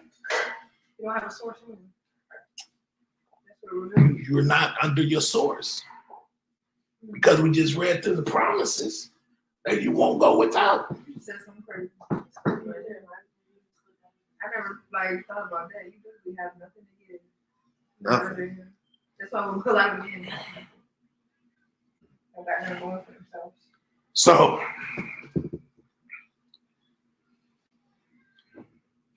men out here talking about you my wife, and you're my property, or you're my, you know what I'm saying, you're my possession, and you cannot reply to a woman with goods and services, you're an infidel. That doesn't mean a woman don't go out and work and do things, right? That don't mean she can't be industrious. But at the end of the day, it should be to bring more into that home.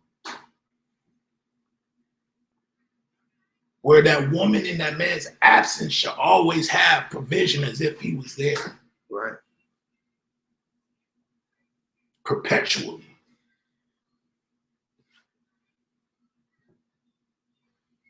So, how we gain real authority. How Christ loses. Hold on, let me see something.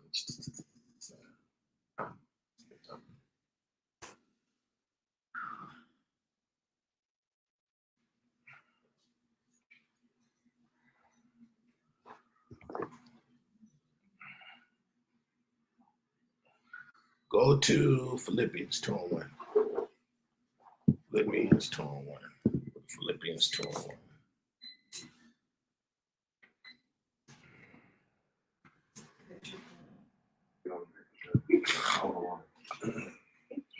This is the book of Philippians, chapter 2, verse 1. Okay, wait, I got some notes. How we gain real authority. Christ loses his independence and submits himself to the will of the Father to suffer for the restoration of Israel. And in exchange was given the authoritative name of redemption and overall power of things seen and unseen, things known and unknown. When you submit to someone in higher authority to you, actually what you're doing is you're coming under the provision and the authority, right? Go ahead. This is the book of Philippians, chapter 2, verse 1. Read it all. I'm sorry, stop at I think stop at 15. All right. If there be therefore any consolation in Hamashiach, if any comfort of love, if any fellowship of the Spirit, if any bowels and mercies, fulfill ye my joy, that ye be like-minded, having the same love, being of one accord, of one mind. Let nothing be done through strife or vainglory, but in lowliness of mind, let each esteem others better than themselves. Look not every man on his own things, but every man also on the things of others. That's heavy right there. Let this mind be in you, which was also in Hamashiach Yahushua, who being in the form of Elohim, thought it not robbery to be equal with Elohim, but made himself of no reputation, and took upon him the form of a servant, and was made in the likeness of men. And being found in fashion as a man, he humbled himself and became obedient unto death, even the death of the cross. Wherefore Elohim also have highly exalted him and given him a name which is above every name, that at the name of Yahushua every knee shall bow, of things in heaven and things in earth and things under the earth, and that every tongue should confess that Yahushua HaMashiach is Adonai.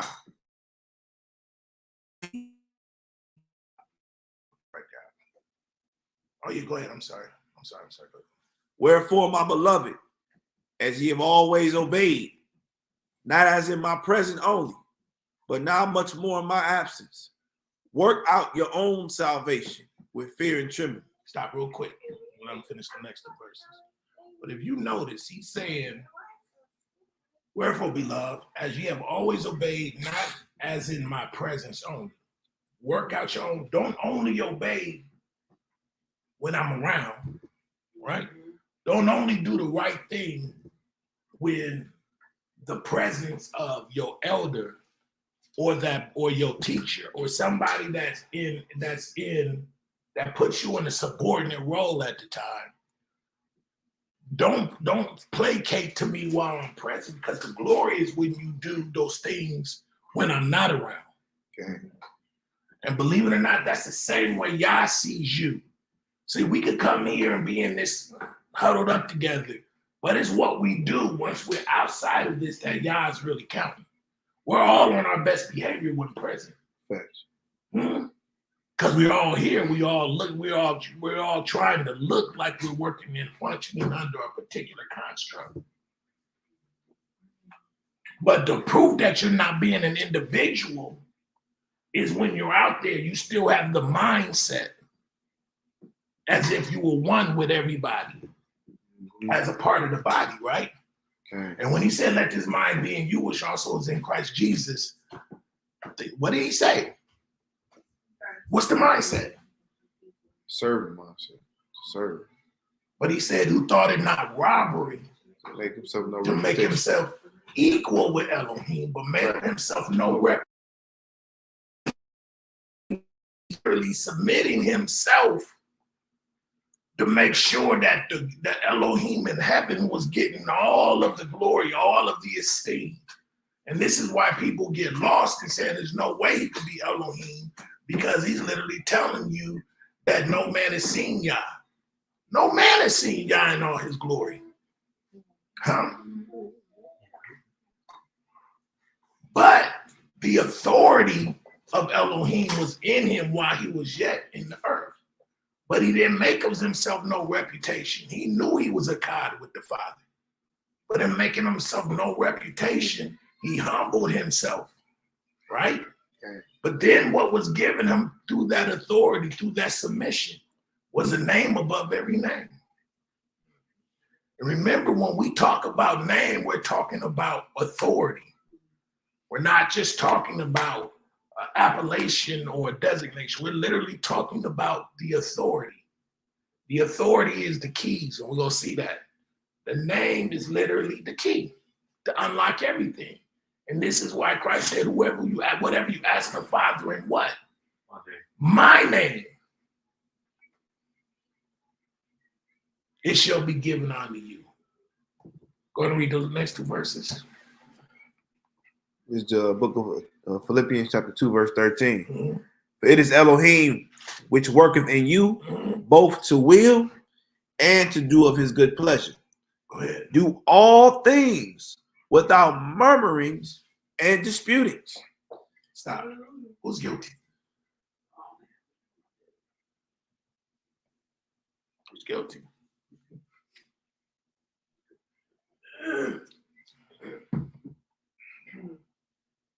Murmurings and disputings.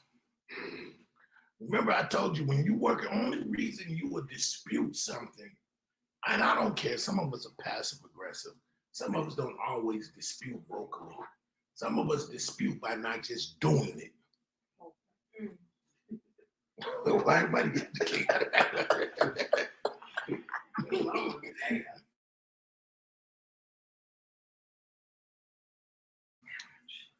passive aggressive, like, yeah. Turn around. They go in their room like, Watch me not do it. Why me? Somebody else know. Oh,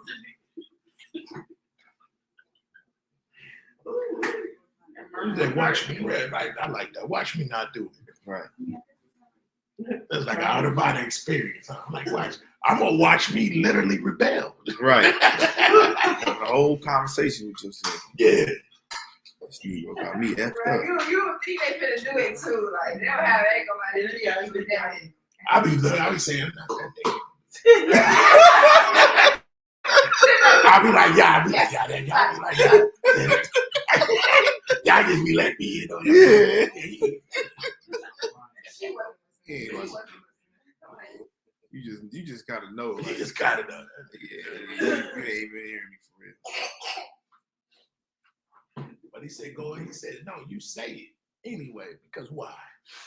Because when the repercussions and the consequences and stuff happen, oh man, I knew I should have did it. Go ahead. Read that again. Verse 14. Do all things without murmurings and disputings, that ye may be blameless and harmless. The sons of Elohim. The what? The sons of Elohim. How do you become a son of Elohim? How do you do it? That you may be blameless and harmless. The sons of Elohim without rebuke in the midst of a crooked and perverse nation, among whom ye shine as lights in the world. Remember, I told you, when you do everything I tell you to do, you humbling yourself, and he'll literally lift you up.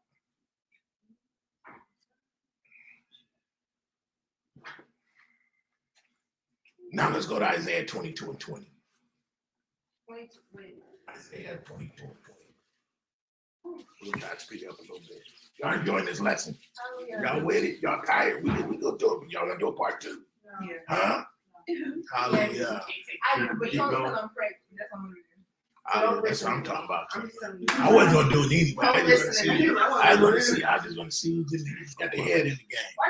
I just hope that I want to tell you not to listen to me. yeah, I just hope that you know, this is a very sober lesson on reality, especially with that word individual. Sometimes we think we may meet up on Shabbat that we don't have that individualism still in us. But and I think we missed a major part in what he just read in Philippians 2. He said, let not no man look upon only the things of himself, but on others. You know what I'm saying? So that means, you see? So that means, like he was saying, once we leave here, are you thinking about when you make decisions and when you act out and when you say certain things and when you thinking, are you thinking about those who Yah has tethered you with? Because whatever you do affects those who you're tethered with. That's why Paul said, do not be unequally yoked, because whoever you yoke with, whatever they do in here and outside of here affects us all. And I think we all can attest to that, right? It affects us all. And I think that was a major key when we're talking about individualism and just this thing of submission. That's why I said submit yourselves one to another. That's it. Because you have to think about me and I have to think about you when I'm making these decisions, even if it's personal, business, all that. Because it can affect everybody. And if you look at the family structure, if that man wasn't in his natural position, it affected those who he had under his authority. That's why when you look in the Torah and look at the priesthood, when he sinned, he not only had to give an atonement for himself, but for the nation, because in the eyes of the Most High, he was the representative of the nation. That was it. He was literally, you talking Mashiach and Aaron. Yeah.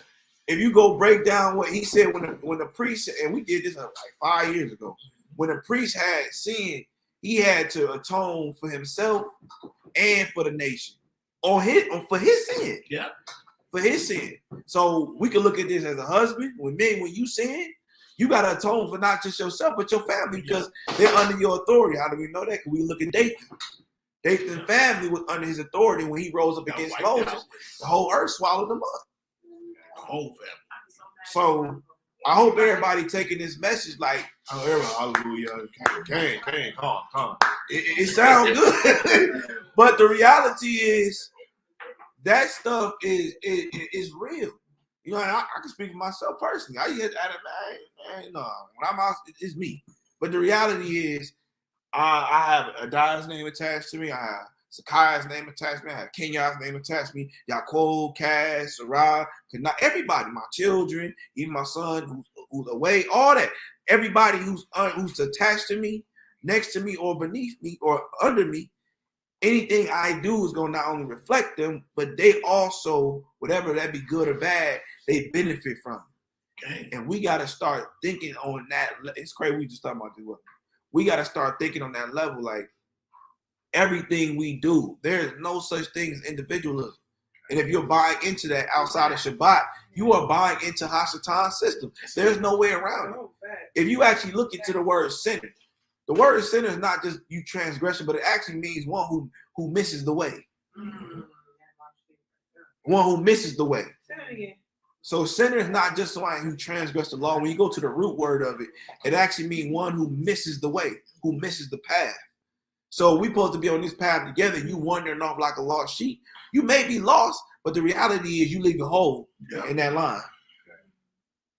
I was gonna say a good example of that was when that brother brought in that accursed thing to the camp.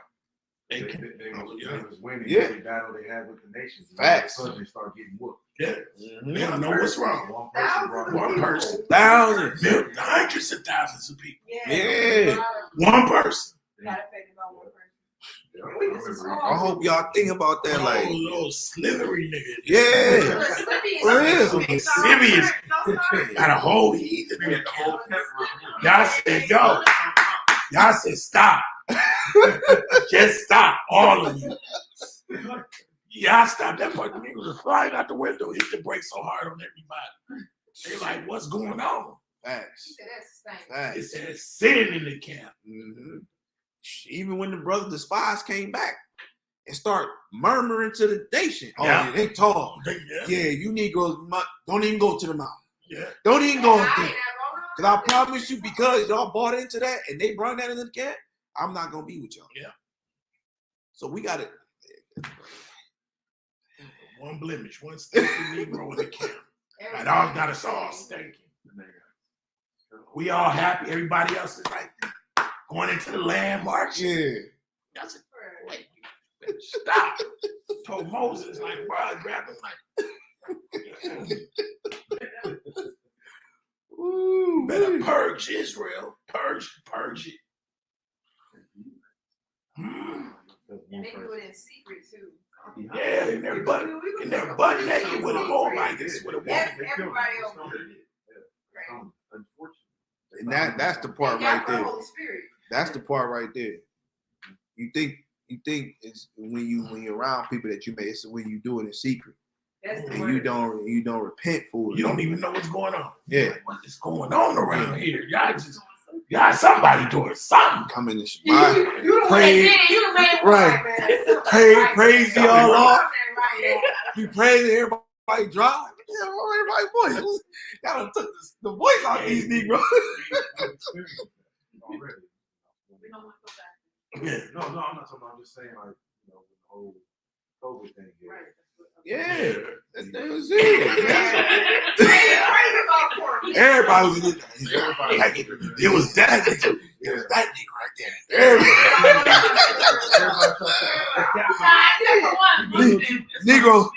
Negroes trying to hide in the room. He's been a little too quiet. Yeah.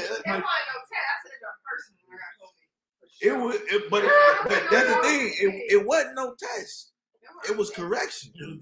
It was correction. And Negro. That mean he hit the brakes. So we was about to go into some road. And they're swirling. I go there like, look at all these niggas around here.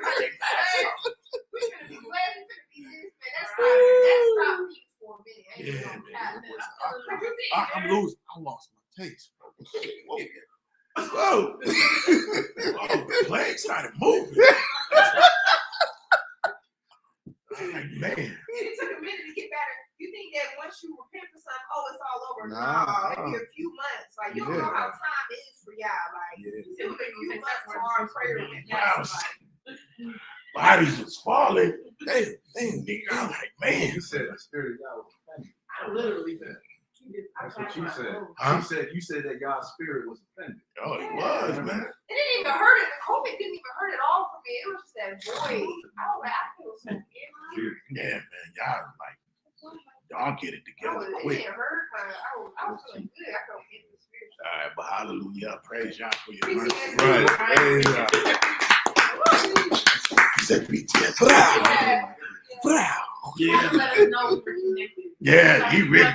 Yeah. Open up. Heavens. Oh, y'all want to be a Kamaku? Okay. Let's see.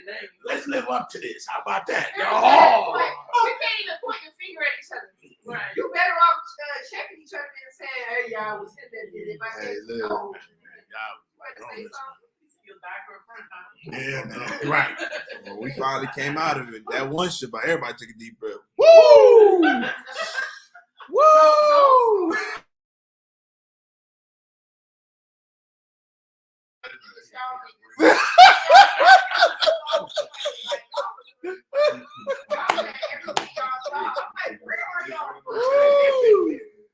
You can hear voices like, whoa. Praise y'all. We different. Yeah, Okay. we're a little bit more wise. Yes, you are wise. And we have a little bit more fear. May y'all keep us. Okay. Hallelujah. Hallelujah. Let's go to Isaiah 22 and 20. All right, this is the book of Isaiah, chapter 22, verse 20. And it, Let me set this up real quick. Eliakim was a steward of King Hezekiah, right? So he literally was, I don't know if you guys remember when we did, I forgot what lesson it was. We were talking about, what lesson was that?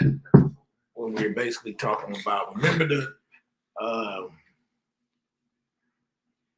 the Assyrians was at the gate? yeah, they were trying to. And they're basically, Scare. and they're basically using psyops, Spiritual warfare. yeah, spiritual warfare. Something warfare. Yeah, psychological warfare and Stand in the face of earth. well, Eliakim was the one at the gate, and he told them basically, "Hey, don't talk." He said, "Talk in the Syrian language, don't talk in the Jew language." Right. And they basically like, "Nah, like that's what we here for. We here to put fear in the camp. So you Negroes will lay it down, lay down your swords, and just open up the gates." Well, Eliakim was a steward. Like a steward to a king is like his counsel, right? He's the one that literally, he's like an advisor to the king. And this particular thing almost reflects the nature of Yeshua with the Father, with the King, right? He's a conduit. He's a go-between. He's an intermediary, right? But I want you guys to see the station Eliakim got because of his level of submission to King Hezekiah. Go ahead.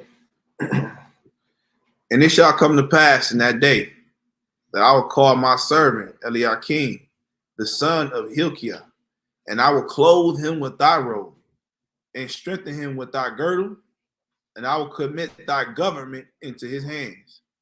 And he shall be a father to the inhabitants of Jerusalem, and to the house of Yehuda. Uh-huh. And the key of the house of David will I lay upon his shoulder. So he shall open, and none shall shut, and he shall shut, and none shall open. And I will fasten him as a nail in a sure place, and he shall be for a glorious throne to his father's house.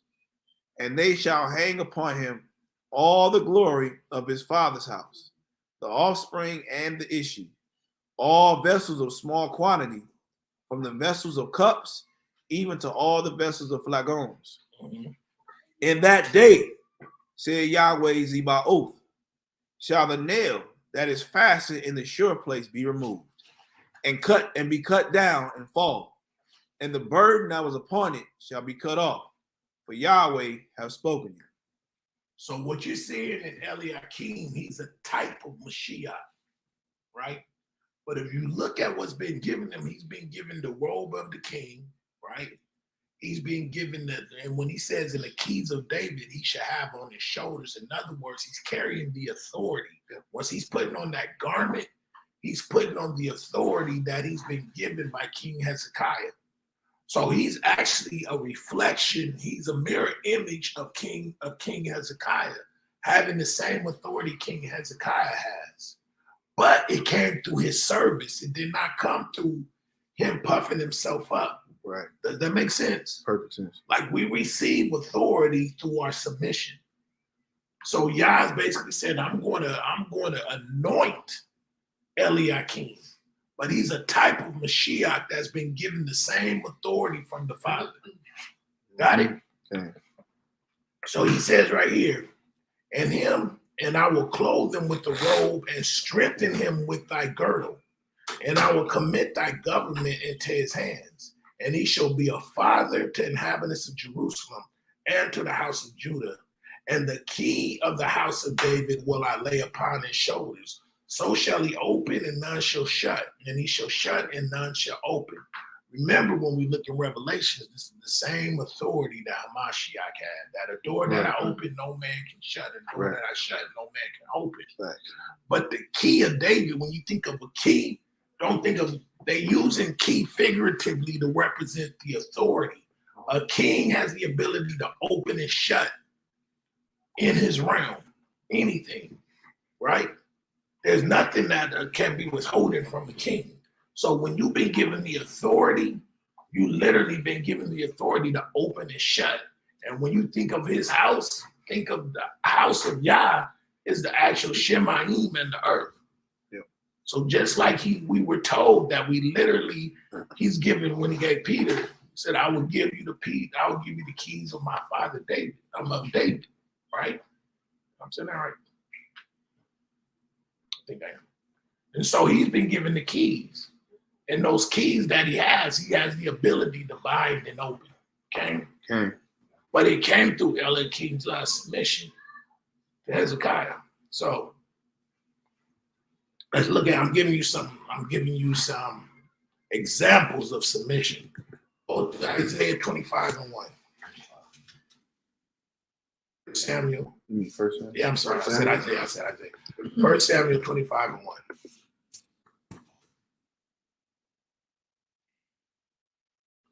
This is the book of 1 Samuel. I want you guys, this is.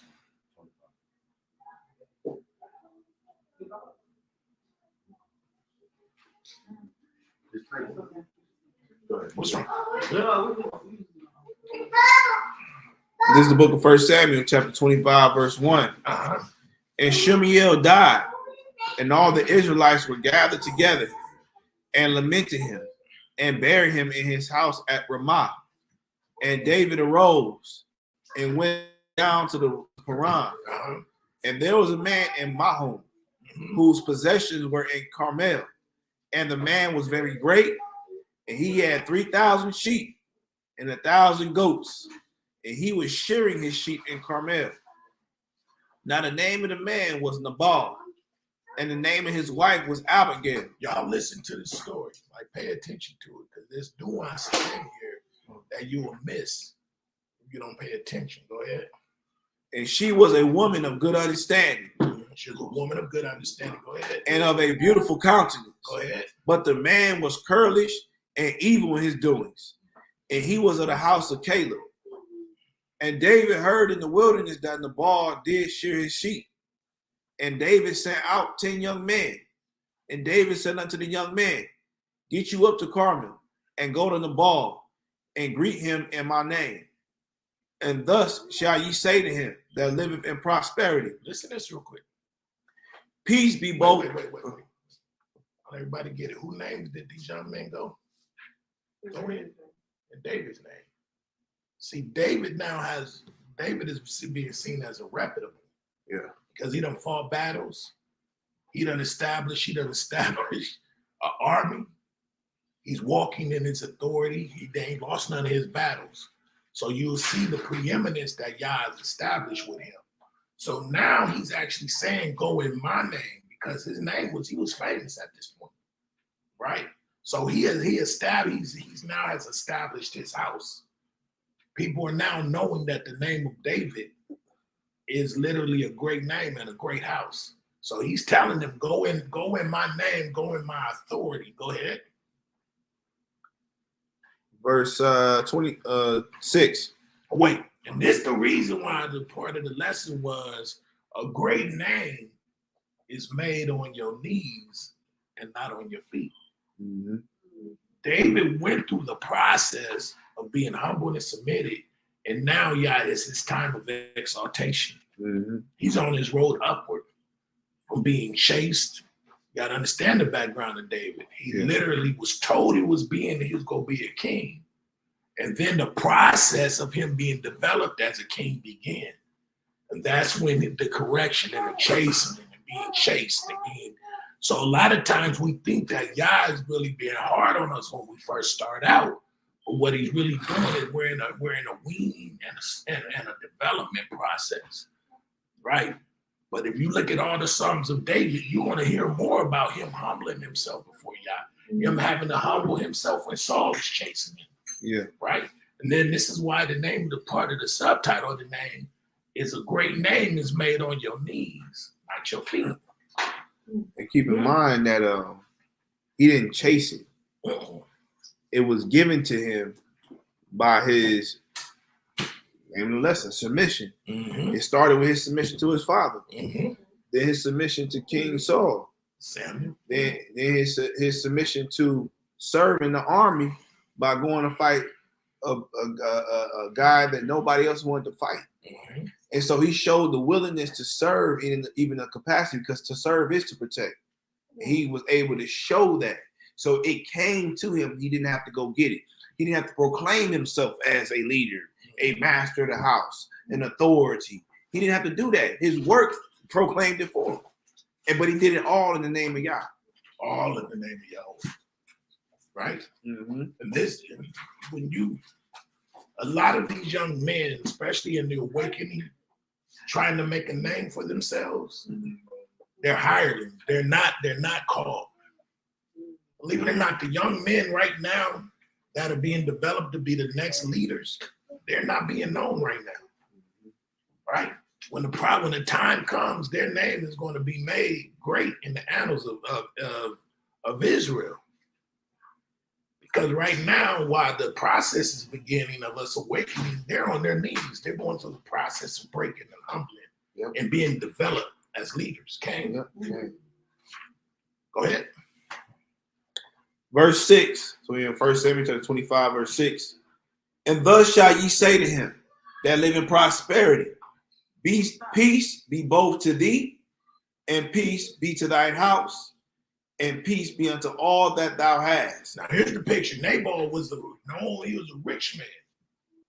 He had great riches, 3,000 sheep. Yeah, that man was a multi-millionaire in his day. That man had herds. You know how much land he had to have? 1,000 goats. That man had bread, but he was a wicked and a churlish man. In other words, at some point, he began to lift himself up. Yeah. As they say, you got too big for your britches, right? But look at the wife he bought. I'm sure. Remember, that man, that being that rich, had mad dowry. Right. You know what I'm saying? Let's just be real. Okay. He was able to choose from the finest house of women. You know what I'm saying? And God only knows what he probably paid his father for Abigail. Right. Right? And imagine Abigail, the scriptures testify she was a good woman. Yeah, that's a fact. Scripture testifies she was a good woman that was with a wicked and churlish man. Huh? But she was a good woman. Y'all missing it. Yeah. He was a wicked and churlish man, but she was a good woman. There it is. It didn't matter. Go ahead. Verse 7. And now I have heard that thou hast shearers. Now thy shepherds which were with us, we hurt them not, neither was there aught missing unto them. All the while they were in Carmel. Ask thy young men, and they will show thee. Wherefore let the young man find favor in thy eyes, for we come in a good day. Give, I pray thee, whatsoever cometh to thy hand unto thy servants and to thy son David. Look how humble David is. David saying, I protected your sheep. Imagine 3,000 sheep. You know how much land the shepherds had to cover? A lot of land. Mm-hmm. And when they're saying no hurt came to them, not that David said, hey, bro, I didn't steal none of your sheep. He's literally saying that I protected your herds. So there had to be some type of derision that happened or some things that may have exchanged where men or other poachers or could have been trying to steal a sheep, but nothing happened to them. So David's giving a report like, hey, I've been protecting your sheep. Be my father and show an exchange, show good fare, welfare unto me. Right. Because I've been protecting you. Okay, go ahead. Verse 9. And when David's young man came, they spake to Nabal according to all those words in the name of David and ceased. And Nabal answered David's servant and said, who is David? Who is the son of Jesse? There be many servants nowadays that break away every man from his master. You know what he's saying? Like who? Because remember, his servants, his young man came in David's name. Like who's this nigga? Basically, man, you been on the block. Right. When you calling out your OG, calling, hey man, but I'm from this block right here, and I know so and so, man. Like, who's that? Who's that nigga? What's up? I don't care. Right. I don't care who he is. Right. Why are you talking about him right now? Go ahead. Right. Verse 11. Shall I then take my bread and my water and my flesh that I have killed my shearers for my shearers and give it unto men whom I know not whence they be? So David's young men turned their way and went again and came and told him all those sayings. And David said unto his men, gird ye on every man his sword. And they girded on every man his sword. And David also girded on his sword. And there went up after David about 400 men. 400 men deep.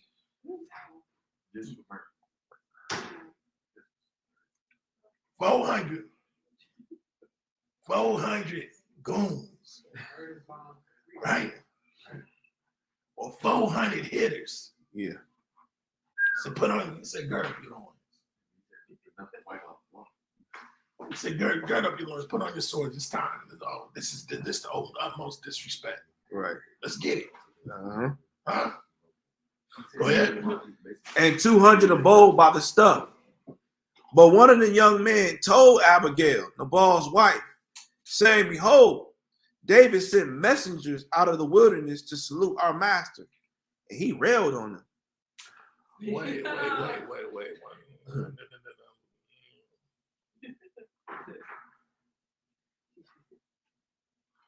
But one of the young men told Abigail's Nabal's wife, saying, behold, David sent messengers out of the wilderness to salute our master, and he railed on them. Remember, we talked about the structure of a Hebrew man home? Yeah. That's pretty much what he had. He was a master of a region. He was a lord or a father to a big family as well. And he had a lot of servants, right? Okay. And he was considered a master. Go ahead. Verse 15.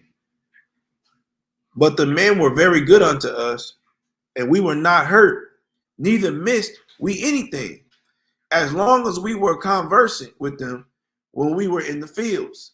They were a wall unto us, both by night and day. So in other words, these men literally served as our protection.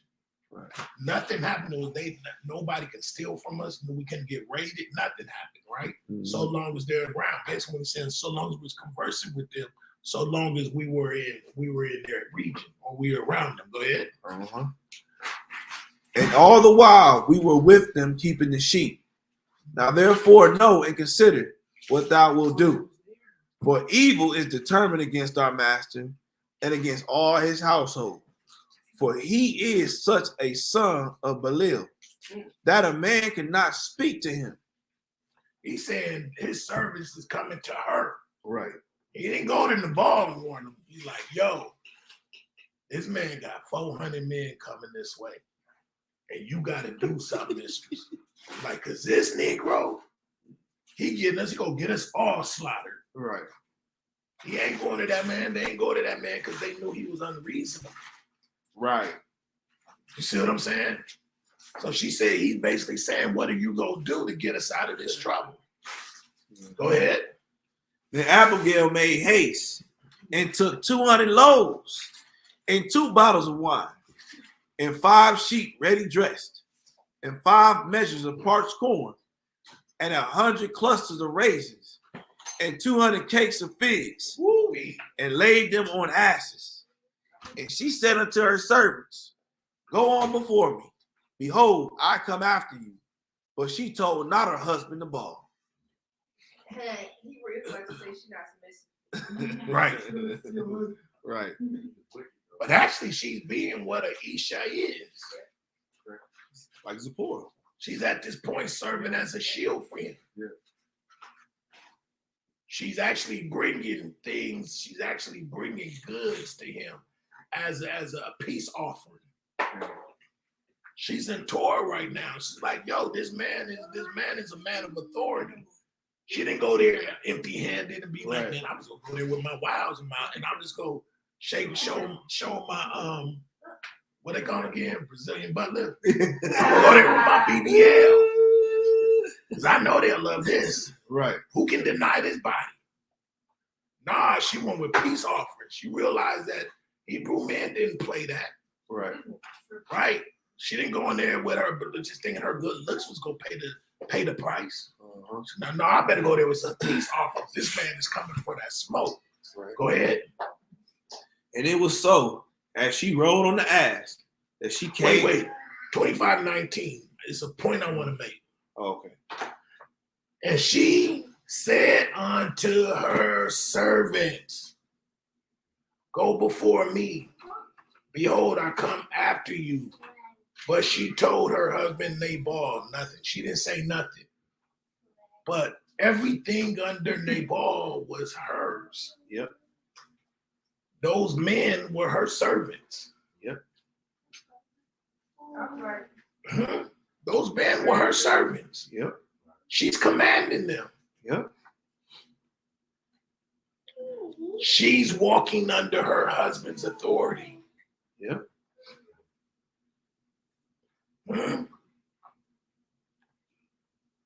Go ahead.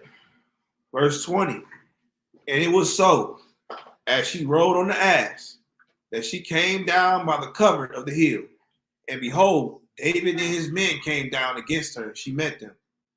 Now David had said, Surely in vain have I kept all that this fellow have in the wilderness, so that nothing was missed of all that pertains unto him, and he hath requited me evil for good.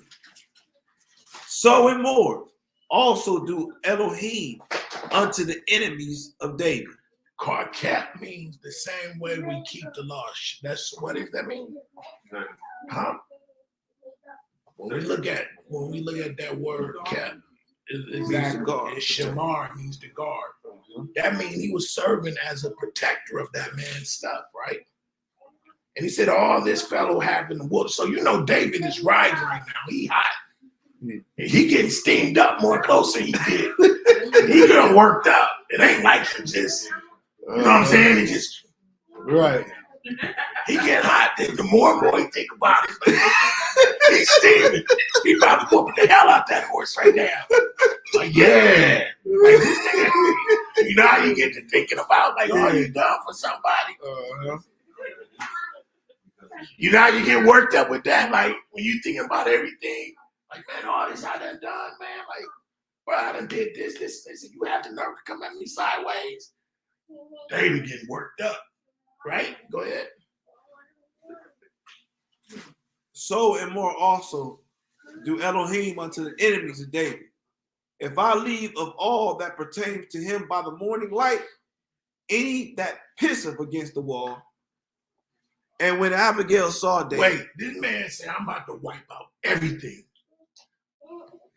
He was about to wipe Nabal's whole bloodline out. He said, anything that is service, everything, anything that's pissing against the wall is dying.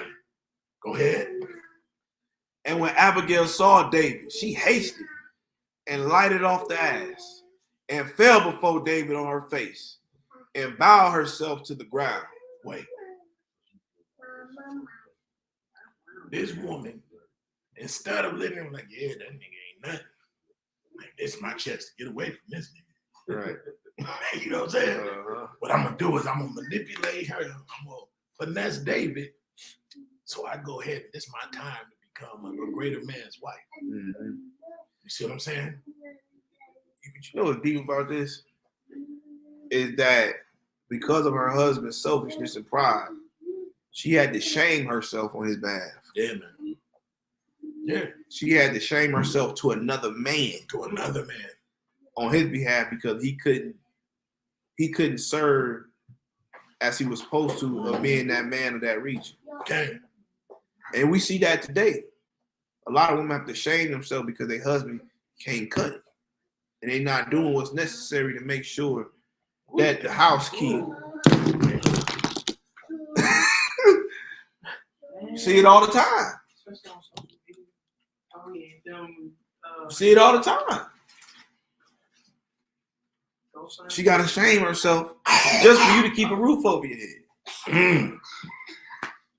And that's what we see. So she is being noble, but what we should really be seeing is that she had to do all that because her husband's stubbornness, pride, and stiff neck. Yeah, that's a sad moment.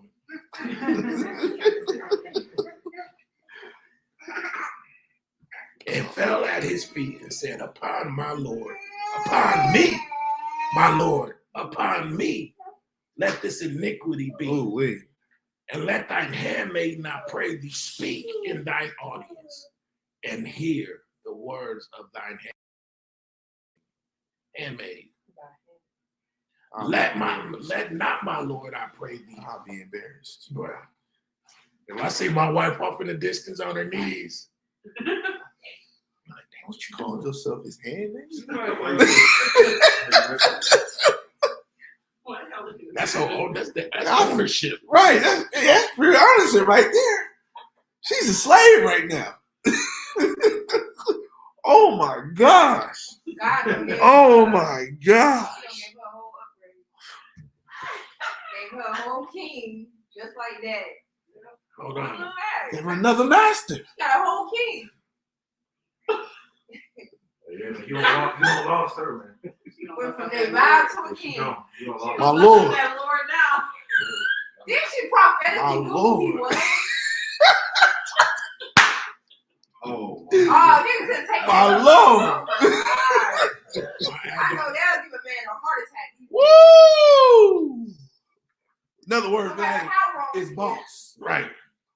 No, baby, I gotta go check in with the boss. That, I'm trying to because of you. God damn. That's the modern day handmaid right there. Boss. What's up, boss? No, man, I gotta go to work. And I check gotta in. go to work and check in. Check in with my boss. My boss said we having a conference meeting today. Yeah, I won't be able to make dinner. I won't be home tonight. Hey, Oh my gosh. you know, I don't care. You know what I'm saying? I'm gonna be here playing my PlayStation until you get back. Right. I don't understand. What's going on?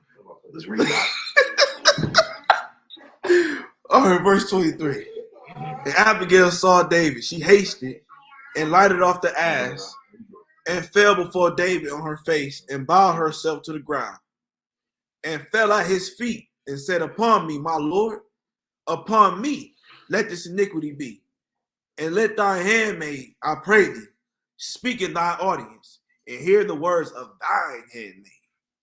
Let not my Lord, I pray thee, regard this man of Belial, even the Nabal, for as his name is, so is he.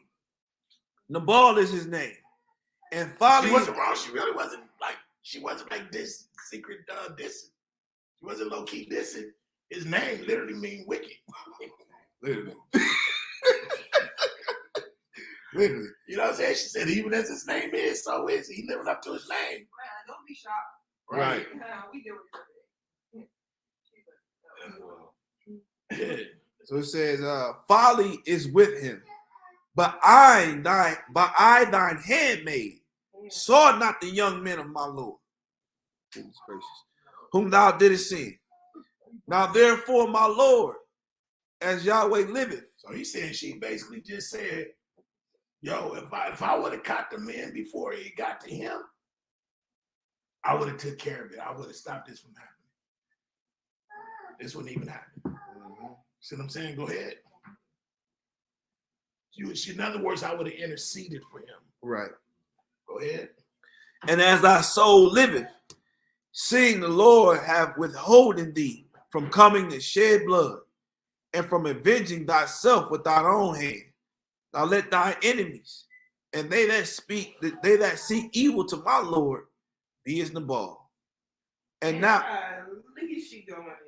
Okay, right. and now this blessing which thy handmaid have brought unto my Lord, let it even be given unto the young men that follow my Lord. I pray thee, forgive the trespass of thine handmaid. Wow, she taking all the weight. Right. For the Lord will certainly make my Lord a sure house. Oh my goodness. She said, well, he's a hell of a woman. That is. She said, your house is sure. That's a sure thing. You got a sure house, bro. You got a vision. Yeah. You're a man with a plan.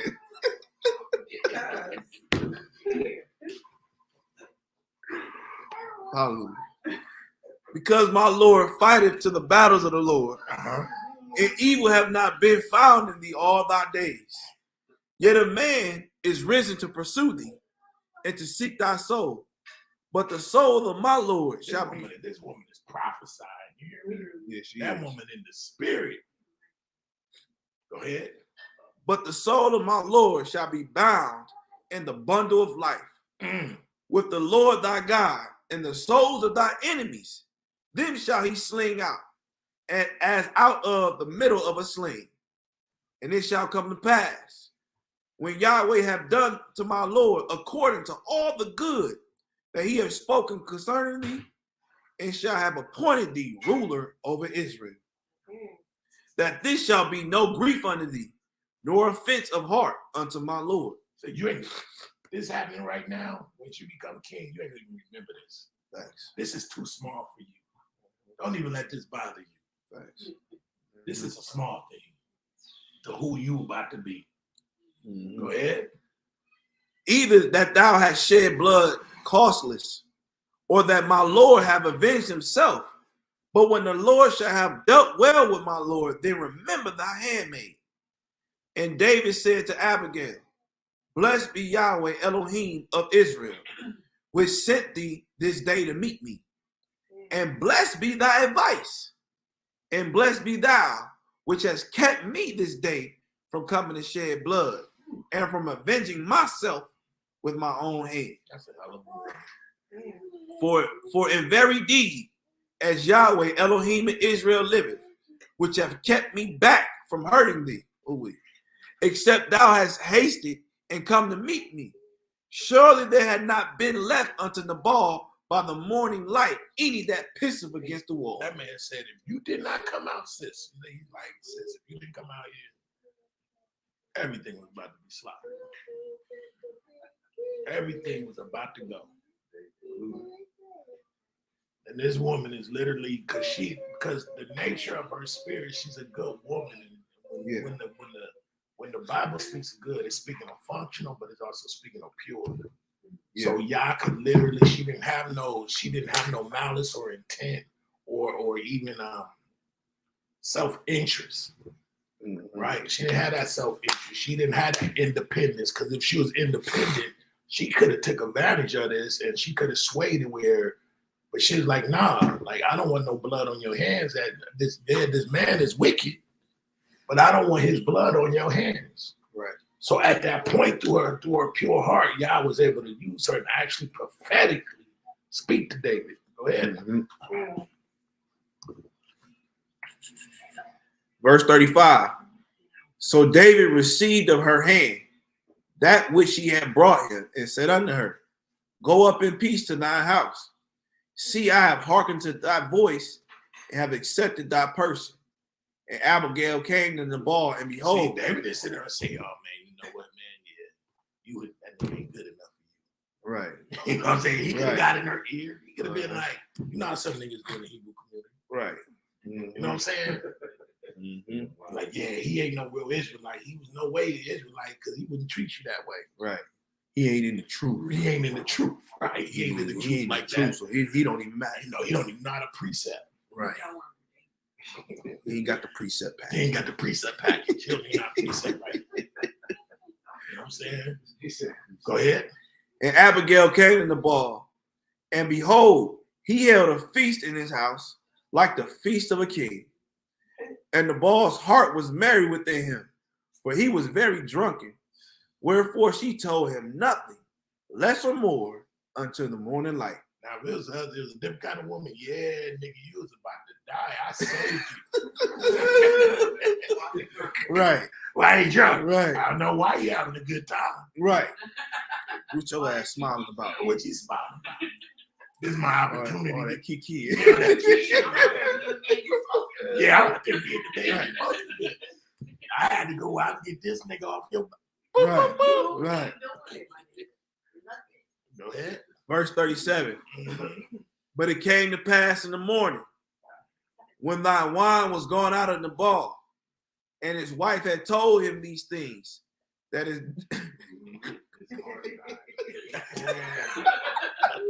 I started stuttering. I couldn't even say it, Paul. I'm dying inside. Ooh-wee. That his heart died within him. And he became as a stone. And he froze up. Right. Woo! Boy stopped at his steps. Yeah, man, that boy said, what? Oh my God. You know when he said 400 niggas is coming. Yeah. 400 Hebrew men was coming. 200 stations. 200 stations. Goodness gracious. That's a good woman. That's a good woman. That's an honorable woman. She loved him. Right. I mean, I would say she honored him. Mm-hmm. You know what I'm saying? Verse 38. And it came to pass about 10 days after that Yahweh smote Nabal, that he died. And when David heard that Nabal was dead, he said, blessed be Yahweh, that have pleaded the cause of my reproach from the hand of Nabal, and have kept his servant from evil.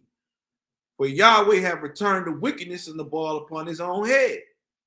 And David sent and communed with Abigail, and to take her to him the wife.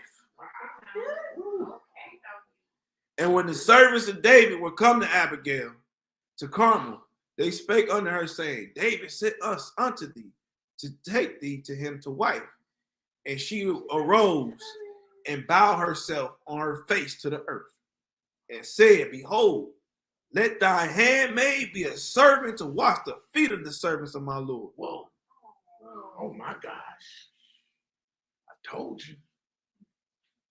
It's on your face. It's on your knees. When you get that exaltation. He said, I'm gonna wash his feet. I'm gonna wash his servant's feet. He's an extension of my Lord. They are an extension of him. That's a lot you can take from that. That's a lot you can take from that. Read 42 again.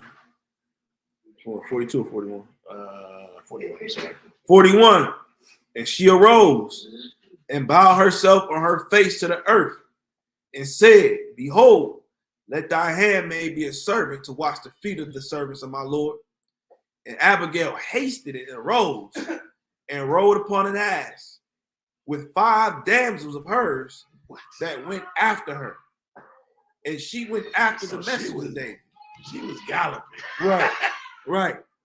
She had that ass. She was hasty. She was hasty. She was hasty. To her new Lord. Uh-huh. She said, she was like, I'd have upgraded. I was like, wait, Upgrade. I'm in the palace now. Right. Everybody gotta find their King David. I went with this wicked and churlish man. You probably don't even know what she was going through. We don't even Yeah, know. No, yes, you do. You always take up for every dumb thing that he does. Yes, absolutely. And maybe how he treat me. Gotta apologize. You don't gotta know. You gotta say, I'm sorry. It's just that's embarrassing. Yeah. Nobody want to be around you. Nobody want to hang out with you. Absolutely. Because the dude's feelings consume everything. We don't know. I think we all know. We know. Come on, David. She got up on that mule quick. Yeah, And she hastened. Yes, we did. Right. She got up, like, But you see that. I mean, it's a lot. You could just tell the nature of this woman.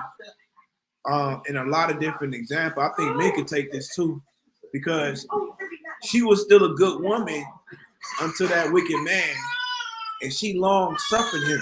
yeah. So by the time she got what she actually was worth, she gave it her all. She submitted in all things, and it's crazy because oftentimes we pray for a better situation, and we go through the steps, and then we finally get it, and we don't value what we prayed for. Okay. She understood the assignment quickly. Yeah. Oh yeah, this is the king right here. Let me make haste. I know what I'm praying for. So it's a lot in this for me. Yeah. It's You a lot. imagine back then, the sisters, because they were actually arranged marriages, she probably didn't have she had probably some choice in it, but for the most part, she probably had to be married. Yeah, to him. facts. So she, like you said, she had to long suffer Yeah, that relationship and not want to be dishonorable. She didn't leave her husband's house. right. So y'all seen her as a good woman, but what this proves is if you're a good woman to a man, Here we go. Here we go. if you're a good woman to a man, then y'all's going to deliver you if that man is wicked. Right. You see what I'm saying? That's a fact. He's going to deliver you, but it's not for you to deliver yourself. I'm sure she did not have any motives of necessarily thinking that she was going to be with David, but I'm sure the Spirit had to encourage her. Yeah. Like, keep doing what you're doing. Like, you know what I'm saying? Don't trip. Like, I got something more for you. You know what I'm saying? And that's why sometimes we have to be patient and let patience have its perfect work. Because you think about it, right now, Abigail is one of the most renowned women in the scripture right now. A lot of women try to call themselves Abigail, but you know what I'm saying? Right. In the nation right now, but her name is solidified to be married to a king. And she's got a reputation of a submissive wife. Uh-huh. See what I'm saying? Mm-hmm. And lawfully was able to marry another man Mm-hmm. through her patience. Hallelujah. Hallelujah. You know what? It's almost 9 o'clock. We got to do a part 2 of this. I love Sarah's submission too. She endured. But hallelujah. I know we're still recording, so we thank the audience. There will be a part 2 to this. I hope you were anxious. I hope you found something profitable for you in this lesson. We will continue a part 2. Submission, the keys to the kingdom. Great names are made on your knees, not your feet. Okay. So there will be a part 2. For those, when we actually upload this, if you have any questions, we will read the comments. We will answer any questions you may have. We are once again active socially, far as Kamaku goes. So you guys will be doing weekly lessons every Shabbat, y'all willing. And we once again will be your servants and giving and ministering the word of Yah the way Yah has graced us to do. And with that being said, shalom, shalom. Shalom, shalom. Yeah.